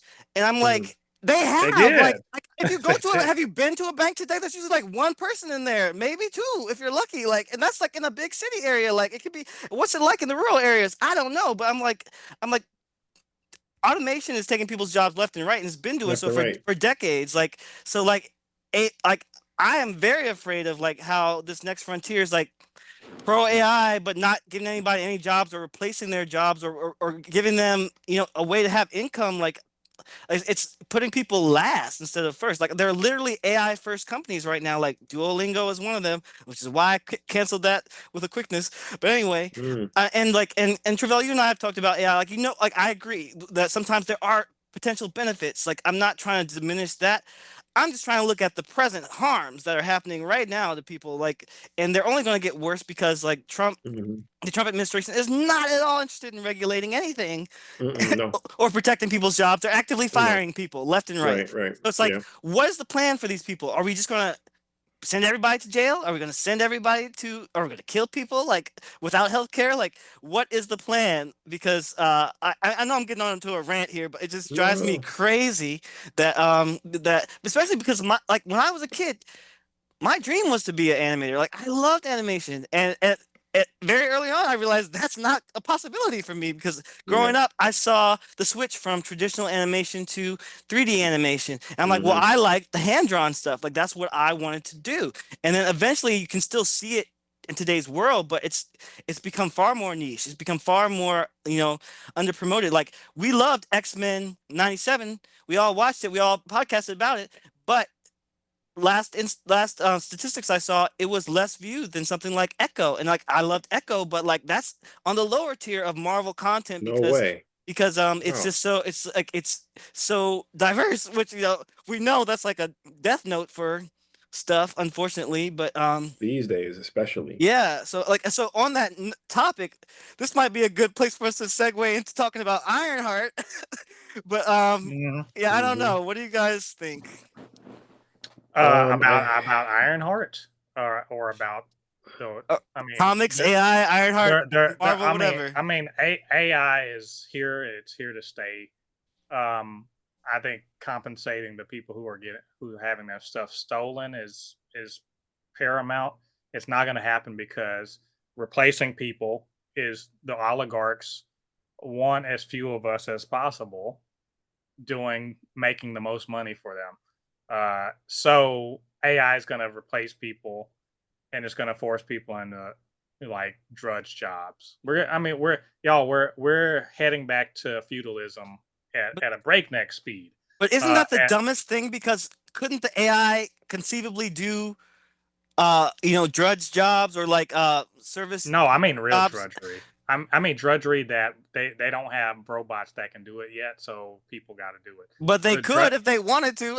If they can put all this money into making robots that can draw and make paintings and animation, couldn't they make robots that I you mean, could it's like? just code. This is just code is, you just Yeah. need a server farms and the way to cool them.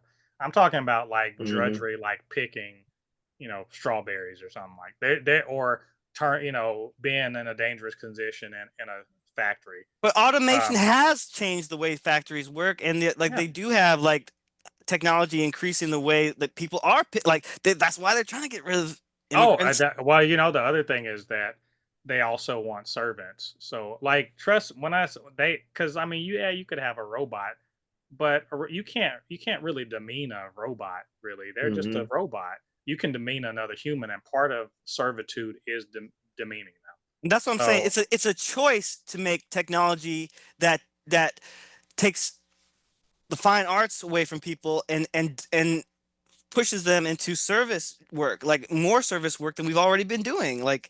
Um, well, also art educates. Art tells stories. Art educates. Art encourages people to have empathy and to try to think about it. So they don't want that. They don't want because if you start empathizing with people that don't look like you but are also human, you might realize that the people who are telling you to hate everyone are doing it to a purpose, and that is to exploit you. and This Yep. is, it's a plan, and the thing is, the people Yeah. that are Thank doing you. this, they're not even like they're not master planners about this. They No, are just they're not. inherently shit ass people, Right. and this is the thing that shitty people do. well, You there know? are a few master planners among them. Like, Yeah. Yeah. Of I don't course. think Trump is one of them, but Russell Vogt, the people who wrote the Project 2025, Yeah. Yeah. Of course. Heritage Foundation, they have been working on this for decades. Like they had a Yeah. plan. They've been slowly, implementing Decades. things. So I And mean, that's Some what of I them was. like some of them like Zuckerberg are just nakedly, you know, opportunists. opportunists, or they want more and more. Like I said before, money and power for the sake of money and power. It's fucking boring. Like, can we have bad guys that are interesting? Because all of them are losers at heart. You know? And it's funny because like we were joking earlier Truly. and we were talking about Daredevil and Kingpin and stuff and I think there is some truth to the fact that a lot of mainstream media, I guess for since World War II, has been kind of like showing that a lot of rich white guys are terrible people, evil villains.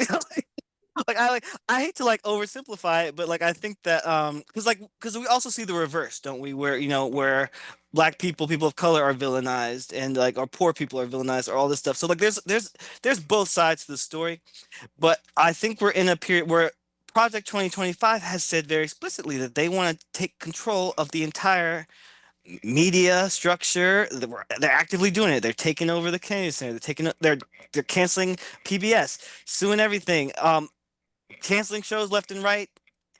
So all I'm saying is that, that's just one arm of the way fascism is already trying to like make things harder for us.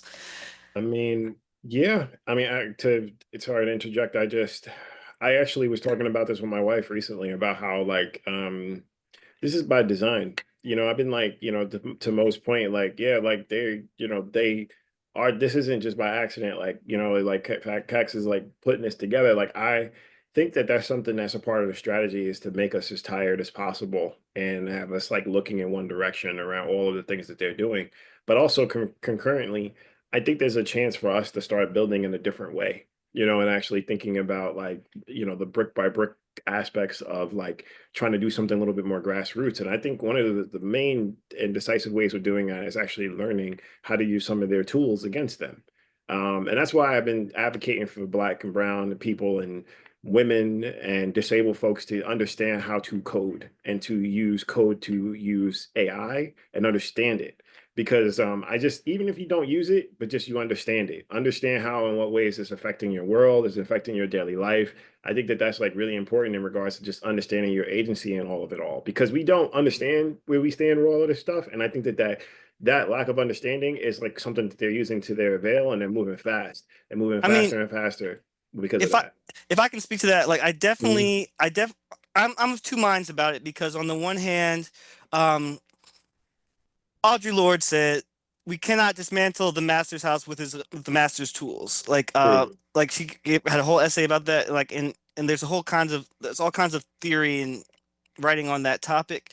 But Which I agree with. but on the other hand, you know, I agree with you that we do also want to be on the same level where we can like we are involved in tech, we are involved in all these spaces, economics, politics. Like right now there's a woman on Threads, I think her name is Keandria. She's a Black woman in tech who has been able to like hack into the system to see who was which companies are involved in the fundraising around the woman who used the N-word at a 5-year-old Black child Oh, I who was saw that. autistic. So like Yeah. she's leading the whole movement. Like people are getting behind her, being like, like we're gonna boycott with you. We're gonna like organize. We're just gonna do whatever we can to assert that we have power. And we're seeing that in lots of spaces that like Black people specifically, we're voting with our dollars. Like we might not be in the streets this time around. And I'm one of the first people who like to be in the streets under the first Trump presidency. But now I'm like, I gotta stand with my people. We gotta strategize together. And and this is not a black white thing. I think in general, it's just that it's recognizing the fact that we have a long history of like issues, and we all have a role to play in overcoming these issues.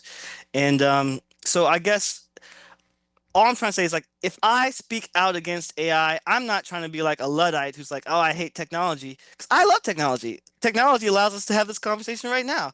Like I pray that YouTube allows us to continue to have these conversations and Zoom and all that stuff. But beyond that, um I just don't think we should value technology more than people.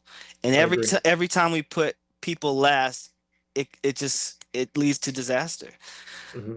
Yeah. Well, we are, it's going to be misused. Like we know that AI is because it's being created by certain people for the benefit of certain people. So it is already Right. showing that. Like I used to think, man, I can't wait till we have, AI because it'll be neutral. It'll just be logical and neutral.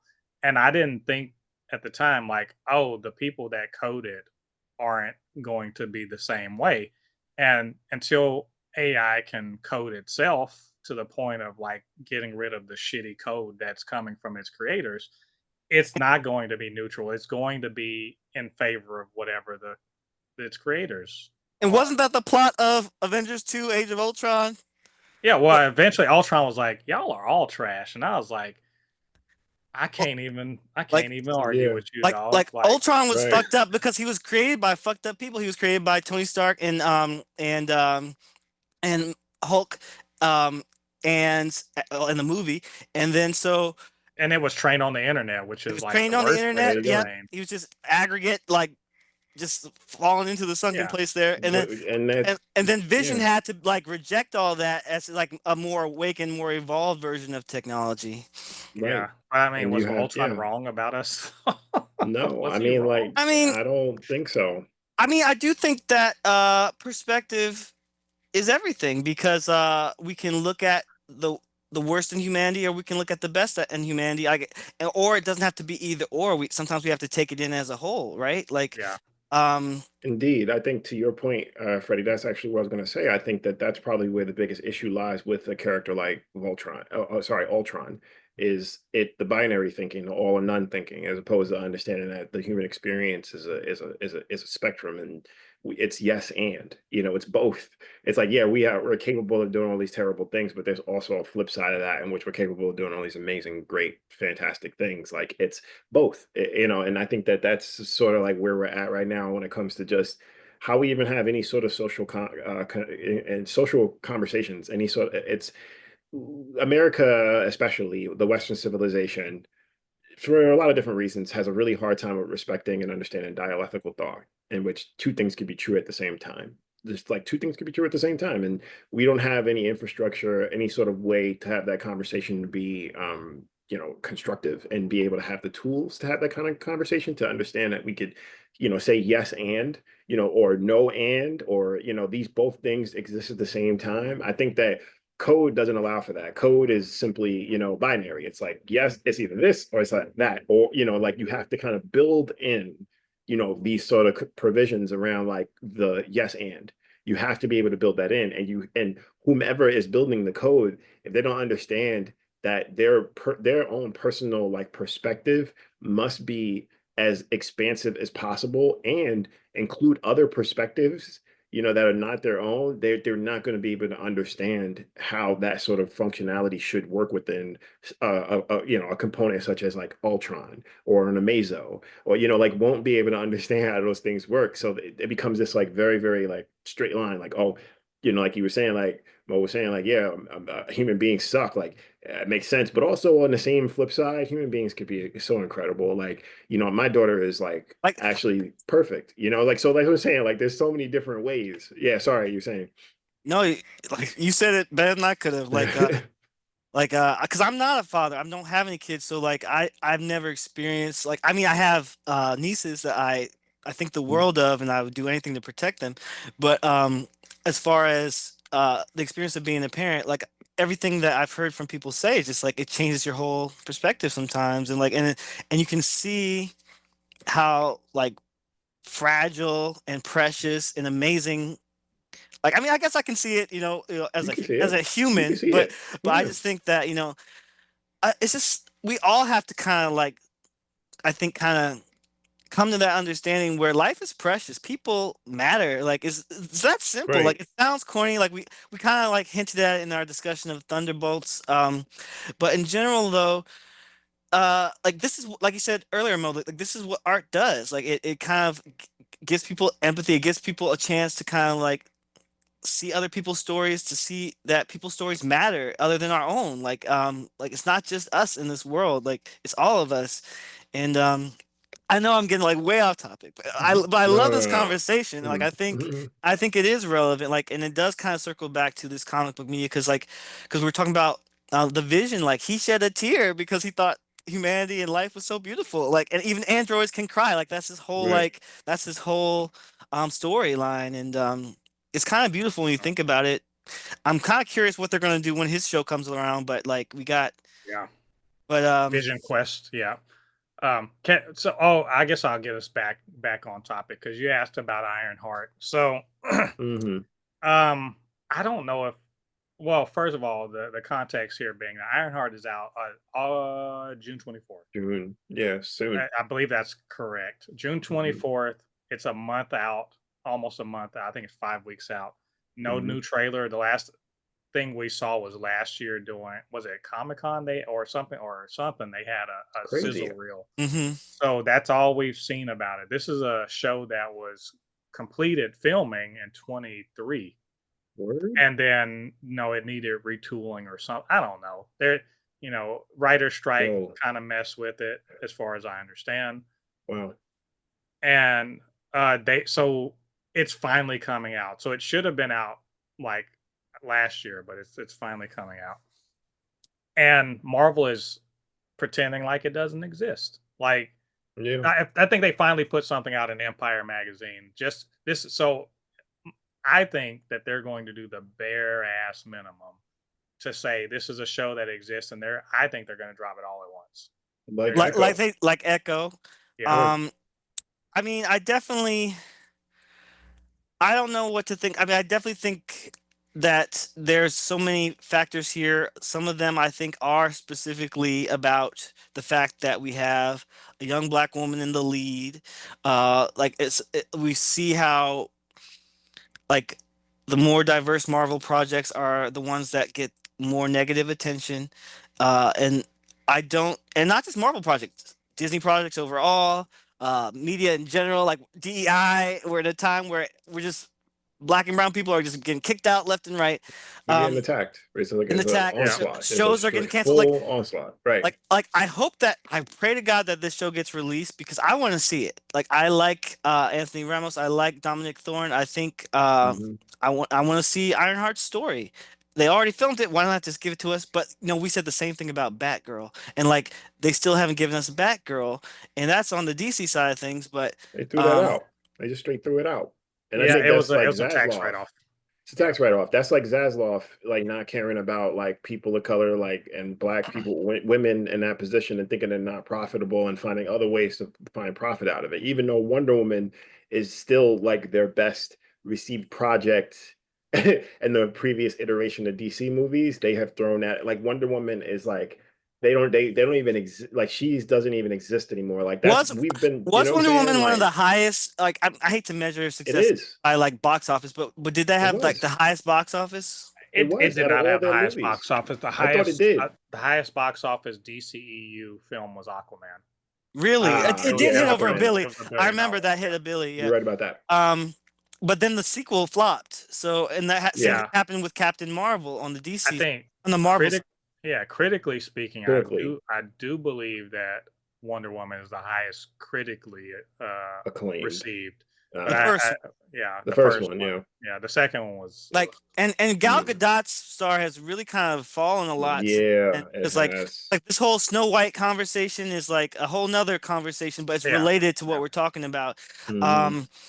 I just I feel like there's the racial element, but there's also the fact that Disney has been under promoting all of their shows, arguably. Like I feel like a lot of, like I remember when people were saying that young what's it called? Your Friendly Neighborhood Spider-Man was coming out in November, ended up coming out in January, and it had like a trailer like a month before it happened, like just barely, and then um and Daredevil too, even kind of like they held on to that trailer for a good minute. Like, so I wonder, is that the strategy with the Disney TV shows in general? Are they trying to just like wait until last minute? Do they think that's helpful? Like, I don't see how that would be helpful. I think they're winding down. Well, we know for sure they are winding down their footprint, the Marvel footprint on Disney Plus, for good reason. Look, It's just not not profitable. It's not a money making proposition. So, but and also, I think they've proven pretty conclusively that just because it's got Marvel on it doesn't mean people are going to be flocking to it. It's not driving people to the theater. The Marvels also sort of confirms that Miss Marvel, I love her. She's my favorite new character in the post Endgame, but like other people didn't watch her show. I thought the show was fantastic. Yeah, it was I great. mean, But they just it's not driving people to that like they thought. like that's the strange thing for me to understand because Ms. Marvel has one of the highest critical ratings Yeah, it does. on Rotten Tomatoes, Cinema Score, things like that. And I'm trying to figure out where the disconnect is. Like, I can't remember. Do you guys remember? Did Ms. Marvel get the ratings bombs that other female-led diverse projects? It definitely did. It definitely did. It pretty all of that pretty much went away. I mean, obviously the chuds, they're gonna huddle up in their little port of the internet, that smells like stale gym socks and desperation and loserness. But beyond that, once people realize, oh, actually this is really good, all that shit goes away. But the problem isn't that. It's just that she's a new character. It's on Disney Plus. Like if she had been introduced in a movie Who? first, if Miss Marvel had been introduced in the movie Oh, first, because I was about and to say then Ironheart was in Wakanda well, forever. I'm saying if Miss Marvel had been introduced in the movie first, and then then sure, I think it would have gotten a lot more pop. This is a consequence of the fact that TV is not as big as movies. Mm-mm. This is. But I definitely feel two minds about it because I feel like, on the one hand, uh, if people have complaints about a show, they might very well be valid. But on the other hand, it's like, why is it always the shows that have black and brown leads the most reviled in some ways? Like Secret Invasion, like I podcasted about that show when it came out, and I watched it go from like something people hyped about to something people just talk about as the worst possible thing in the world. I mean, And like, and like, and like maybe I'll admit there were things I didn't like about Secret Invasion. I didn't like the AI intro. I didn't like the way it ended. But I thought there was redeeming value in it. I love Samuel Jackson. I think Gravik was pretty cool. I can't think of the actor's name right now, but I liked him as an actor. Kingsley Ben-Adir. Yeah, thank you. Like, Oh, yeah. I wasn't He's really great. sold on Gaia, but like, did it ruin the show for me? No, like I don't know. But but I do think that because I think okay, like I'm not a sports guy, so check me if I'm wrong, but I feel like in sports sometimes don't people get a handicap for if they're like at the bottom? Is that something like Uh, golf? I mean, not in for competitive. Like, I mean, the Mhm. handicap in golf itself, sure. You get a certain number of strokes off just because you're not as good as somebody else. But like nobody, this is all like a professional affair. So no one's gonna give a pass.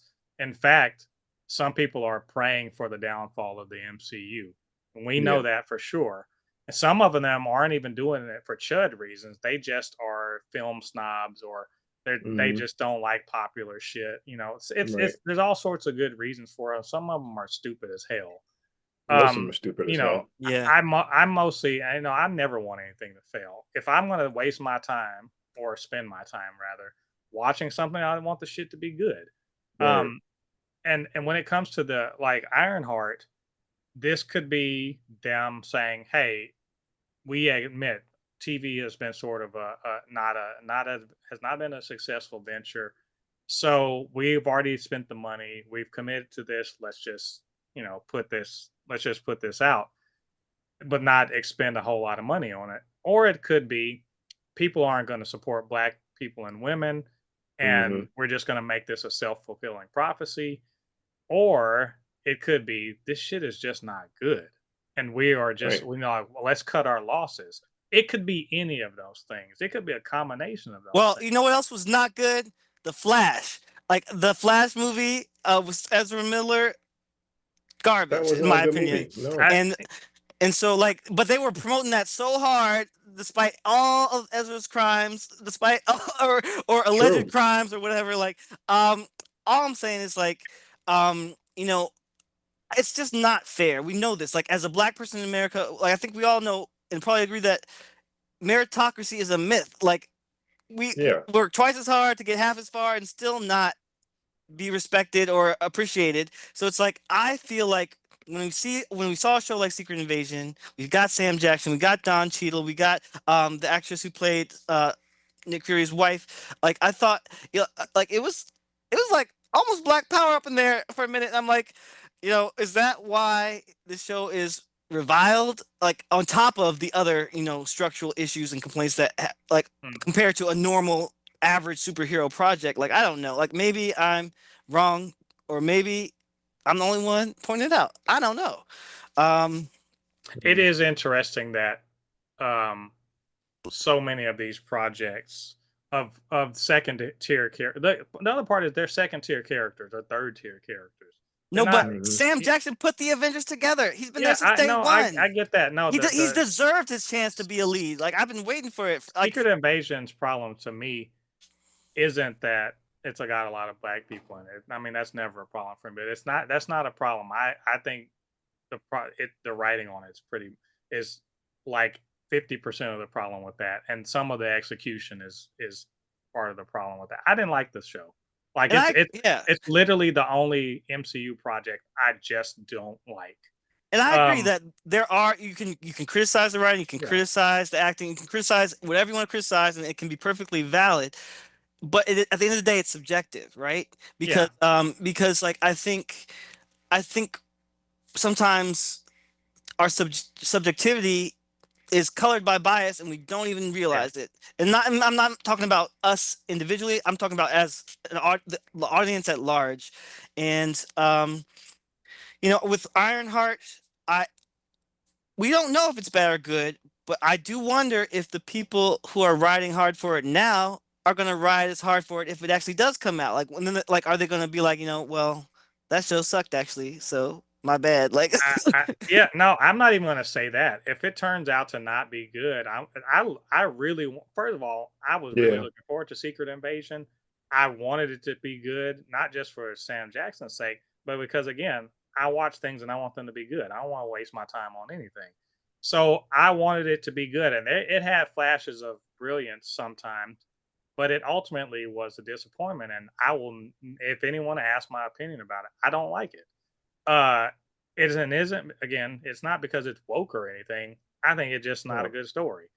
If Ironheart turns out to be bad, I will be disappointed, but I will say it's because of these reasons. Not going to be because it's a black woman. It's because they didn't execute a good story.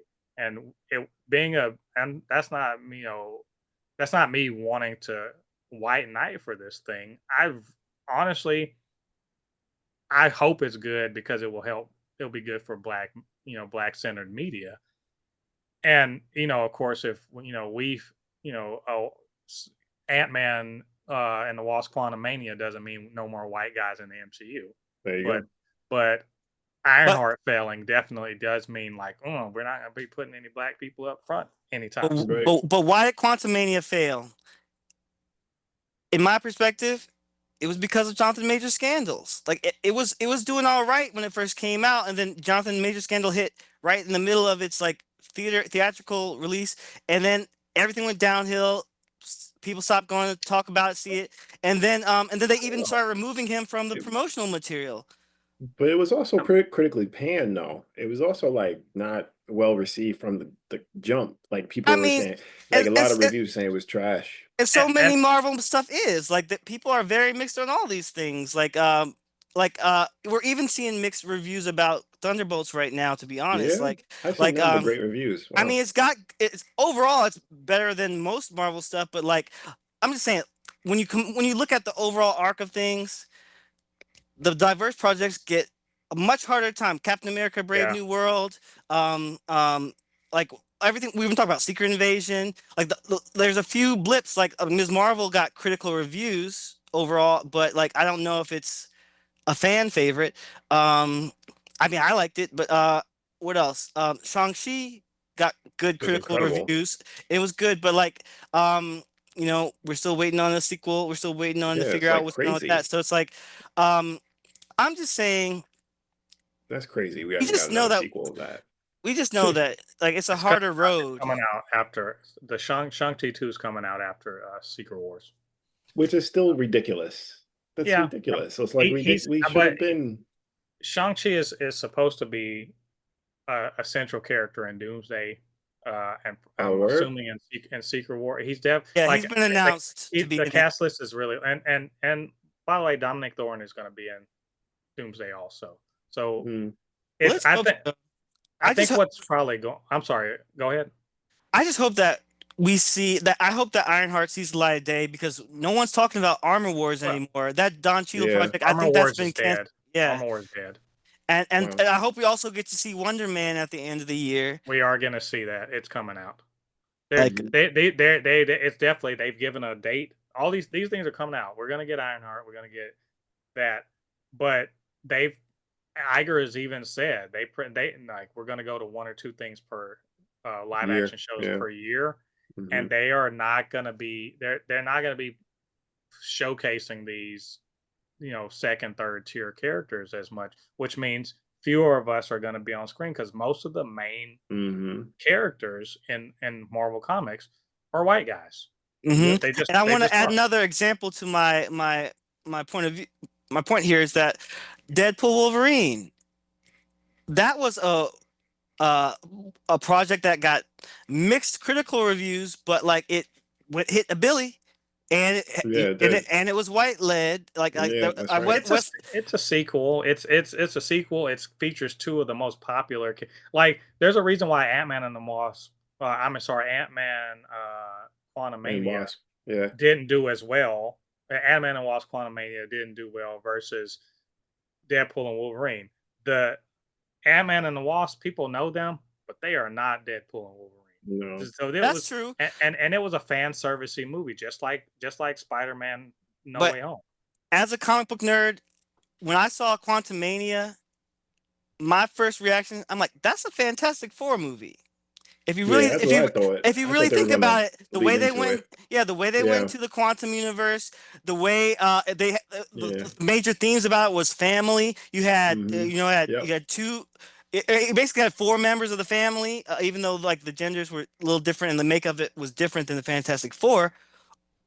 We've had a lot of Fantastic Four movies that weren't Fantastic Four movies. True. Very true. Incredibles, Ant-Man, Yeah. Quantumania.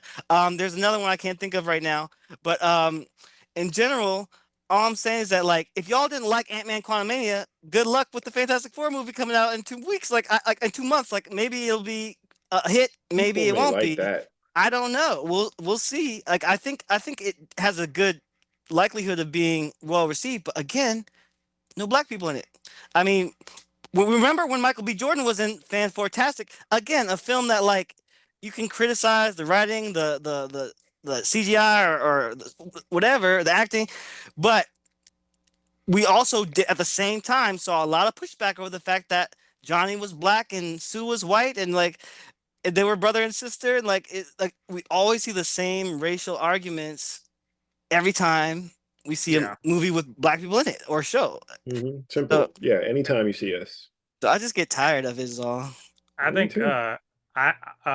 Ironheart, it just has a major uphill battle. It's trying to not Mhm. like it's trying to differentiate itself from Iron Man, even though Ironheart is very clearly inspired by Iron Man. So they can't bring in RDJ because money, but also they're Mhm. trying to make it its own thing. But the fact that they can't bring him in also means that fewer people are going to have eyes on it. Yeah. You know, I'm gonna check for it. I, Yeah. Exactly. and no one acknowledges this. And by the way, I love these movies, so I'm not shading the movies.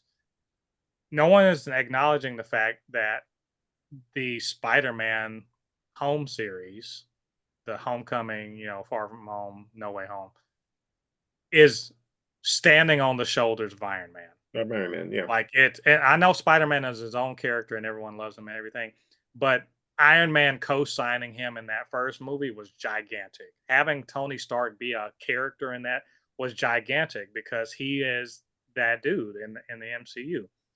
And they try to do the same with Rhodey and Secret Invasion. There's all these ways of trying to sort of co-sign these things by putting a person into something with a character that you don't know. The problem with that is Ironheart doesn't have that. Ironheart's a character, and by the way, her introduction into the MCU was in a black movie, right? And that it made its money. Like I'm gonna say, it's made its money. It didn't make a billion, but it made its money. A lot of MCU fans saw it, and she was a major character in it. But I don't think that if she had been in maybe Doctor Strange or maybe had been in Iron Man 3 or Well, something, if she had been in Iron Man 3, I think it would have been more of a pop than if she's in True. Black Panther And like Wakanda Black Panther. Forever. Yeah. Because it's not just about co-signing from a popular character; it's about co-signing from a popular white character. White character. well, but that's not enough though, because Doctor Verse 2, Multiverse of Madness, we ain't seen America Chavez since. Like Yeah. maybe she'll pop up True. in the whatever of Young Avengers project they eventually come up with. Maybe they'll pop up in these new Avengers movies, Doomsday, Secret War. I don't know, but I'm just saying like we haven't seen America Chavez. I don't know if they're like we haven't seen what's his name Elijah my gosh, Isaiah Bradley's son Yeah. or Yeah. grandson, Elijah. Eli. Eli. Yeah. So, I mean, again, that was Falcon Winter Soldier. To your point, Mo, like, it's like again, like I think it's kind of hit or miss, but I feel like it's just with black characters, it's just a harder road to get that acceptance. Yeah. You have to be That's true. basically the whole twice as good to be seen as half, you know. Half is But what it but is. yeah, but Mhm. it's like you have to be a billion. If you're not a $1 billion film, you're a failure. And like Ryan Coogler, bless him, I love him for everything he does. And the two Black Panther movies are among my favorites in the MCU. Boy, he set that bar so fucking high Yeah, he for did. another. I mean, He it's did. so high that Ania DaCosta gets. She's a great filmmaker. I Right. really like the Marvels, and it got shit on.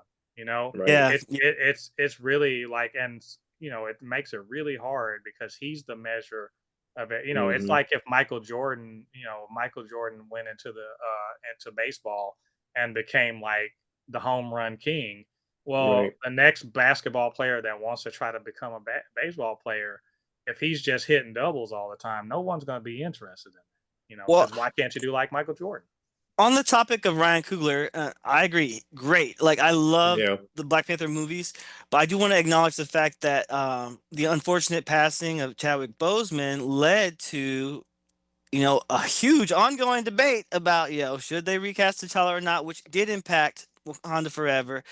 On top of the way he killed off Angela Bassett's character, like I think Mhm. I think there's a lot of things that divided black people with that Yeah, film. yeah.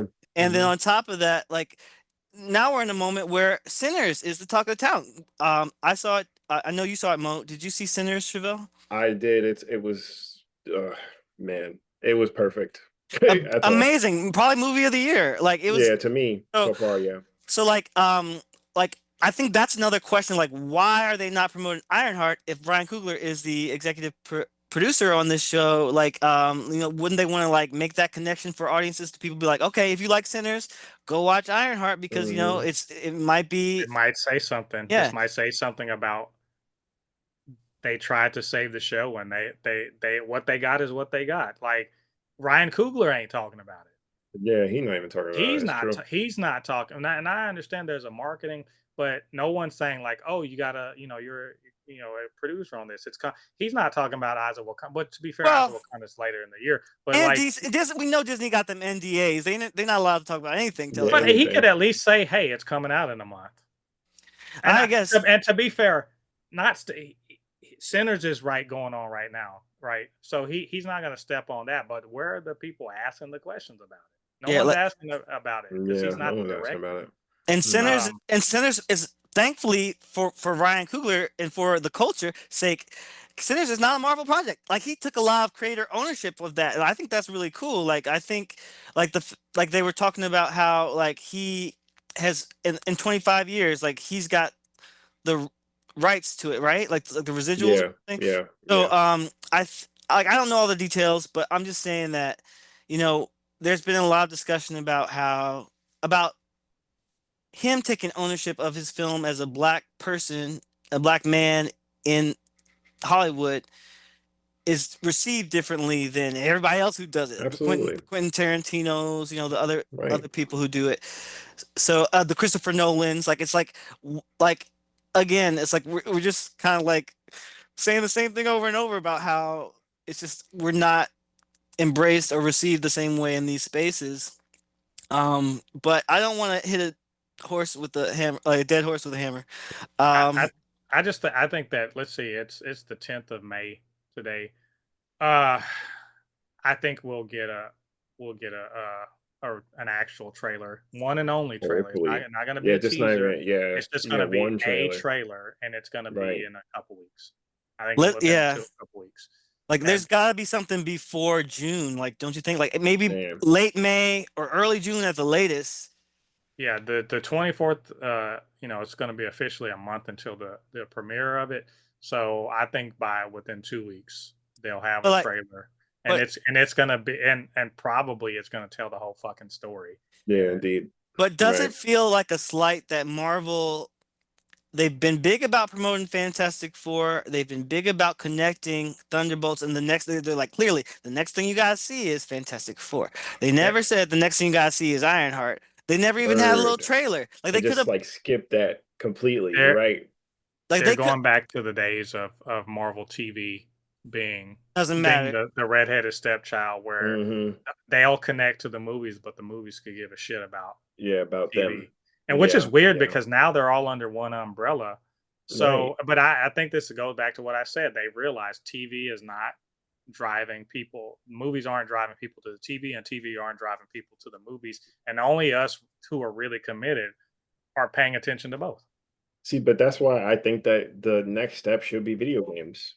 I think that, or like some other niche space, because they're trying to make this big money, and I think that the best ways to do it is diversify where your profit margin could be. I think like if you're going to like lean into like comic books, lean into more statues and more action figures, lean into like the collectors kind of space, lean into video games, like niches. I think like Marvel Rivals is like testament to that, to be like, oh, this is like, well, Marvel Rivals is like blowing up. And again, that was like a small little indie studio that they gave the rights to, and they just cooked something up and it turned into what it is. And it's huge right now. That's what I mean. Like, I think that like still movie execs have all this money that they're throwing around, and they're not Mhm. actually thinking about it in a way that it could be like feasible and actually long term. I think they're trying to make their return back as soon as possible. And I think that's another part of the reason. That's why The Flash sucked.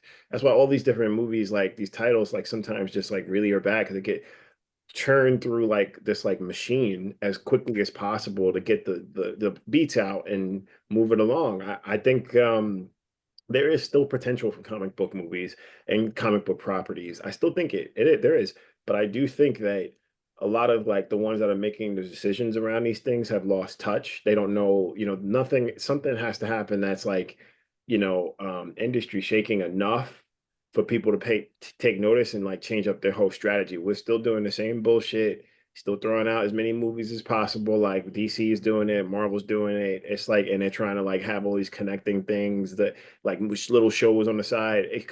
I think that to Mo's point, we're all niche now. It needs to be more niche. We need to spread out where and what ways it's niche instead of just trying to like appeal to a whole mass. And I think that's what Marvel's doing. I think Marvel could keep doing that, appealing to a whole mass when it comes to their main properties. They're doing that with Secret Wars and shit. But I do think that the main thing, if they want to make long-term money and have it be a constant stream of revenue, is to diversify the niches that they're into, not necessarily just like doing like big movies and connecting it to small the niches. Like I really think like statues, comic book, video games, like stuff like that, small little things. But this is what I think. We'll see. We'll see how it turns out. Yeah, I think that Marvel in particular, at least film and TV wise, I think they have leaned more into niche areas with phase 4 and 5, because like this is why people are complaining about these phases, because they are more diverse, they are speaking to smaller sizes of the population, the demographics, whereas like DC, the things that are most popular at DC, Penguin, Batman, same old. Like I loved those things, but they're Where's the viewership?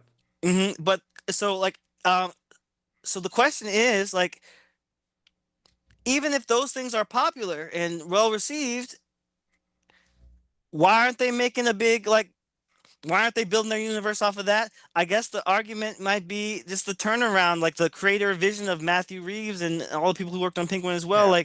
Like they're just not that into it to be like build a whole universe off of it. Like whereas James Gunn, I guess he's got a vision of what he wants to do with Superman and everything. But we'll see. There was a report this week that Warner Brothers is like what, $30 billion in debt. Like this is why the industry is where it is, the film industry, I guess. But That's what I I mean. yeah, I mean, to add on to what you were saying about like them making actually, at least comic book industries making these niches when it comes to Black people, I think that that's also a fatal flaw, is to consider Black people as a yeah, niche. Like they consider Black people, women, people of color, like people of color, disabled people, yeah. people that are like as niches, when it's not the case. They are their core audience. I agree. Like, Like why they're aren't all. our stories universal when their stories That's are? what I'm saying. Like we have that. We're most of the ones that show up. I think like you think about like the majority of comic book readers, like a good 40 to 60% of comic book readers are women. And like industries don't even take that into account and respect that as something. Like imagine if they were to actually consider like, all right, now we'll do a Wonder Woman movie. Boom, next Wonder Woman movie come out in another year or so under the Trump presidency. That in itself is making all this money. That's making a lot of money. Everybody's going to see that. It's going to be inflammatory. People are going to be mad. People are going to be excited. That's what you want, engagement now. That's what we're trying to do, engagement farm. That's what it is. And if they were to speak to like who's the more of the core audience that actually support these things, like I said, women are usually the ones reading comic books. We think that women aren't reading comic books because they're not reading like the big two superhero male dominated comic books. Women are reading horror books. They're reading like, like romance books. They're reading like, mythology, like there's like Lore Olympus is a thing, Walking Dead, it's Invincible, like all these different things. Like these are like women, people of color read. That's where all the money goes into these things. That's why Image is still a thing, is because of us. It's not because like, oh, the male audience like is reading these things. Like white boys don't read this shit like that. They complain about it. They drive some engagement. But I tell you, my wife can talk circles around most these dudes that say they read comic books. I Like still, I you know still what I'm want you saying? to, I still want you to invite her on this podcast so I can hear her point of view. Yo, I would love to. I'm gonna actually talk to her about it and see if she's down. Cause like like I have like a lot of intellectual debates. Like for instance, like she brought this up. There was like a huge talk on the internet recently about like Goku versus Superman, how Goku would smash, like whip Superman's ass. We all know that. However, my wife was like, the real conversation should be Wonder Woman versus Goku. That should be the real, because Wonder Woman has more hand skills than Goku, and Wonder Woman is actually, there's more magic involved. She has more like ways in which she can actually rise to the occasion to step to a fight to someone like Goku. And I'm like, and she's like, but we don't think about that character in that sense because these conversations are so male dominated. So we don't think about a character like Wonder Woman that can actually step to Goku because she could. She's if you think about any character in DC, like really, that has like the ability to have the hand skills to step to Goku, closest person you would think of is Wonder Woman, not Superman, but Wonder Woman. But we don't Well, talk about it in that sense. I accept your premise. I'm not gonna engage in debate on this right now, though.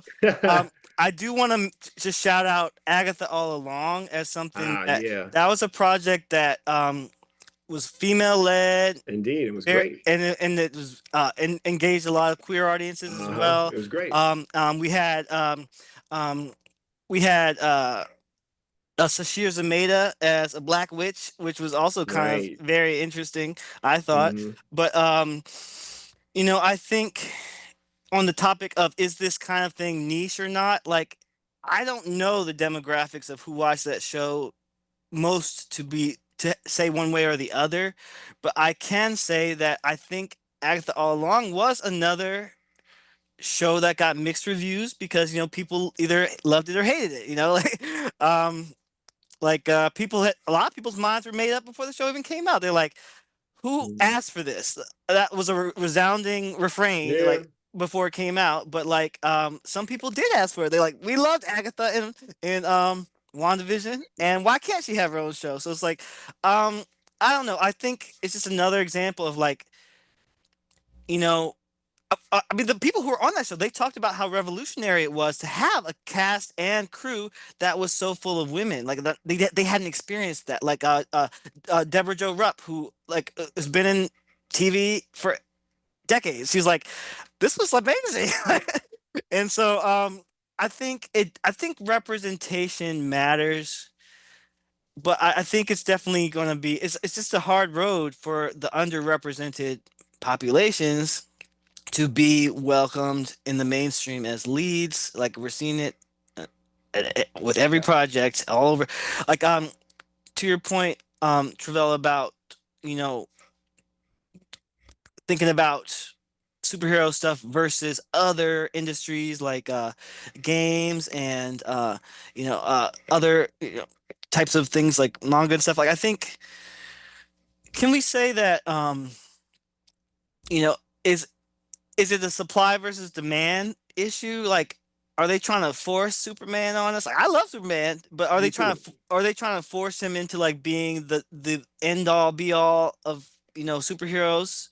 because he's the first, he's the longest, or Spider-Man even we gonna get more Spider-Man, we gonna get more Batman because like whether people ask for it or not, they gonna keep making it as long as they can because it's been a cash cow, like until their copyright expires. Like what are they gonna do? Like is there more supply than demand for this, or is there actually demand for it? They're just not quite meeting the moment. I think it's that. I think that a lot of folks just don't even know that the moment has come. I think that we are in a position right now that, like, especially with the current presidency, that there is this like assumption that we want this sort of conservative take, white conservative take that is on a lot of the media that we consume. And a lot of this, but it's been anglicized a lot. It's been like this particular movement around like trying to like push this in this direction when honestly, like the general population doesn't reflect that. I think that there's like been a push for. I think this is the last hurrah of that. I think the Trump administration, all of that's the last hurrah of this like goody white lily kind of idea around how we think America should be. And I think Like that Trump literally posted a picture of him as a Jedi with muscles, Jedi and a but he had Pope and a red yeah, red lightsaber. lightsaber. That's what I'm saying. Like they don't know. They think that that's like they think that they're actually tapping into the culture when there is this half-hearted attempts and I think that that's something that will start to change. I think that Sinners sort of really represents that people want diversity and this space needs to be served, but I just think that it needs to be served well. And I think that people need to actually be able to have access to it and it needs to be served well, and then people will show up. Like Yeah. black people, brown people, white people, everyone went to go see Sinners. It wasn't just like black people or black audiences. Black audiences are the core of it. Like I said before, when it comes to most of these mediums, like comic books and shit, we're the core of it. We are the culture. Women and disabled people, like I said, we are the culture. We are the ones that drive this forward. It's not just like all right, white people, but there's this assumption that white people are the ones that still make these decisions, especially because they're the ones that are in decision making roles to green light what goes forward and what doesn't. Like Batgirl, for instance, Batgirl would have definitely made numbers, but white people that are in charge are like, nah, we nobody wants that. Nobody wants to hear that. They look at the numbers. It's not going to do any. But then next thing you know, it blows up. Like no one expected Black Panther to be what it was. We talk about like Ironheart's like marketing. The marketing for Black Panther wasn't like out of this world. It really wasn't a lot of people. It wasn't. We didn't see a lot of Black Panther from what I remember. It wasn't like everywhere The until it came first one, out. The first one, yeah, until it came out and came in, and then everything started to blow, and people wanted to go see it, and then they kept in the movies a little bit longer, and it was like, yeah, I think that, like, for instance, it came out in February, which is usually a deadline for a lot of movies. January, February usually isn't the best time for movies to come out. Usually the summertime is like for those types of movies to like be what it was, but Black Panther was the type of movie that it turned into like this big colossal juggernaut at the dead of the movie season, which was February. It turned into something that people didn't expect, but like I said, and I do think that that was something because that needs to be served, but folks just don't treat it like it's important until it becomes important and you can't deny it, like Sinners. I think, also, I yeah, want to just mention the fact that also T'Challa was introduced in Captain America's Civil War. Like to true, he Mo's point was earlier, like he had the white cosign, yeah. exactly. Hmm. See, Mo didn't even have to say anything; just give us a head because that's what happened. But yeah, any other final thoughts here? I guess we can kind of start to wrap up our conversation today. I'm looking forward to the show. I hope it's good. If it's not good, I will say I don't like to spend a lot of time saying things I don't think is good. So Well, you're not if going to be shy yeah, about your about no, telling. I'm not. The thing is, I'm not gonna trash it. I'll just be like, because it's not as because it's a black led thing. I don't like to No. spend a ton of time saying things I don't like. So I'm just gonna be like, I hope it's good. I hope that it's so good that I can get on social media and shit talk Marvel Studios for trying to bury this because that's what they're Yeah, doing. They're yeah. trying Right, to that's what bury they're this doing. thing, Yeah, they and are. I don't like it. I don't like what it says about our value. I think it's a reflection of what's happening in our culture right now. Not the culture, but our culture Our as culture. world culture, but Yeah. American culture, and that is white conservatism is on the ascendant. It's in power, And these guys that are in charge of these studios are conservatives. Right. They are bending the knee. And so if you thought it was hard to get us in front of the camera Like, before, and it's what going to be even harder now. wasn't it Bob Iger who said, you know what? These diverse Marvel Disney projects are not making me money, so let's just do less of them. Like, Yeah. I'm paraphrasing, but in so many Yeah. words, I'm pretty sure that's what he said. Yeah. So yeah, we'll see. Let's see how it shakes out. We got about 6 weeks till. Yeah, to the I'm chapter. with you. Like, we will. I'm praying that it comes out, that we can watch it, we can make our own opinions about it, and I'm certain we will discuss it if we get to see it, or even if we don't get to see it, we're gonna make a big stink about it. So That's right. Yeah. We're going to, regardless. We are. I think we will definitely be. I think there's good or bad. There's going to be a lot of like post game analysis to either whether or not it was good about how Marvel failed this project, because I think that this is going to be ultimately about mismanagement. If it's about anything, it's going to be about mismanagement. Yeah, and certainly. we can throw some of it at Bob Chapek's feet for wanting to flood the zone, so to speak. with yeah, Marvel that's stuff. another important aspect we didn't mention. This was a show created under Bob Chapek's run, and Bob Oh. Iger is now in charge. Oh. So And that's why they're it's pulling back more, because he wants to pull back more in these Yeah. properties. well, Wow. yeah, I think That's I why he think was brought it's back that. in the first place, because Yeah. Bob Iger Wow. was the CEO. Then Chapek Yeah. replaced him, and then they were like, "Chapek, oh, you're losing us money, so let's bring back the guy who made us money." Is the thought process behind it? I think there's definitely a confluence of social pressure, political pressure, economic pressure Right. that's leading to all of this. Absolutely. And so all of these things are coming to a head, so to speak, at the release of this thing that they're in a damned if you do, damned if you don't situation. They've spent the money. So, taking a tax write-off versus not taking a tax write-off, but Disney is not really in the tax write-off situation right now. They're Not yet. They're I mean, not. They're not Zaslav. So they have erased a few things from their platform, but not as many as WB. yeah, they've erased some, but that was for the purpose of not paying residuals, not to take a tax write-off on it. So I think that in this situation, they are going to put it out and then try to forget about it. Yeah. Well, right. They already made the money, sent the money out for it. They've already. Yeah. You're right. Well, I at the very least, I know that we're gonna make some noise. We're gonna prop up our girl Dominic Thorne. We're gonna Definitely. and we're gonna watch it. Like I have hope at this moment, Yeah. and I hope that they don't screw us over, but we'll see. All right. Well, thank you everyone who has been listening this far. Some great conversation here today. Thank you, Travelle. Thank you, Maurice. Thank you, Claude, also. And again, the invitation is open to anyone who wants to join our discussions. I know they might run a bit long sometimes, but also, the more people we have involved, maybe the more regularly we can do this and kind of like split up, how long we do. But anyway, yeah, please look up our information. Join us because the conversation continues on Threads and other platforms. And yeah, I'm sure there's some other stuff that I'm probably supposed to say that I probably don't feel like saying right now. But subscribe, all those good things. Yeah. And and also make sure you guys go out, see this movie.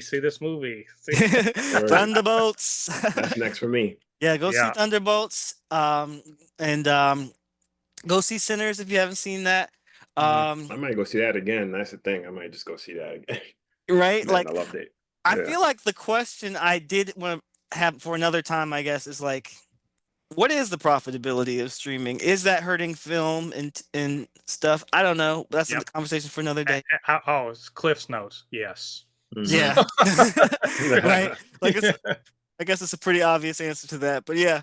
All right. So until next time, my friends, Excelsior. Excelsior. Later, y'all. All right. Bye, all right. everyone.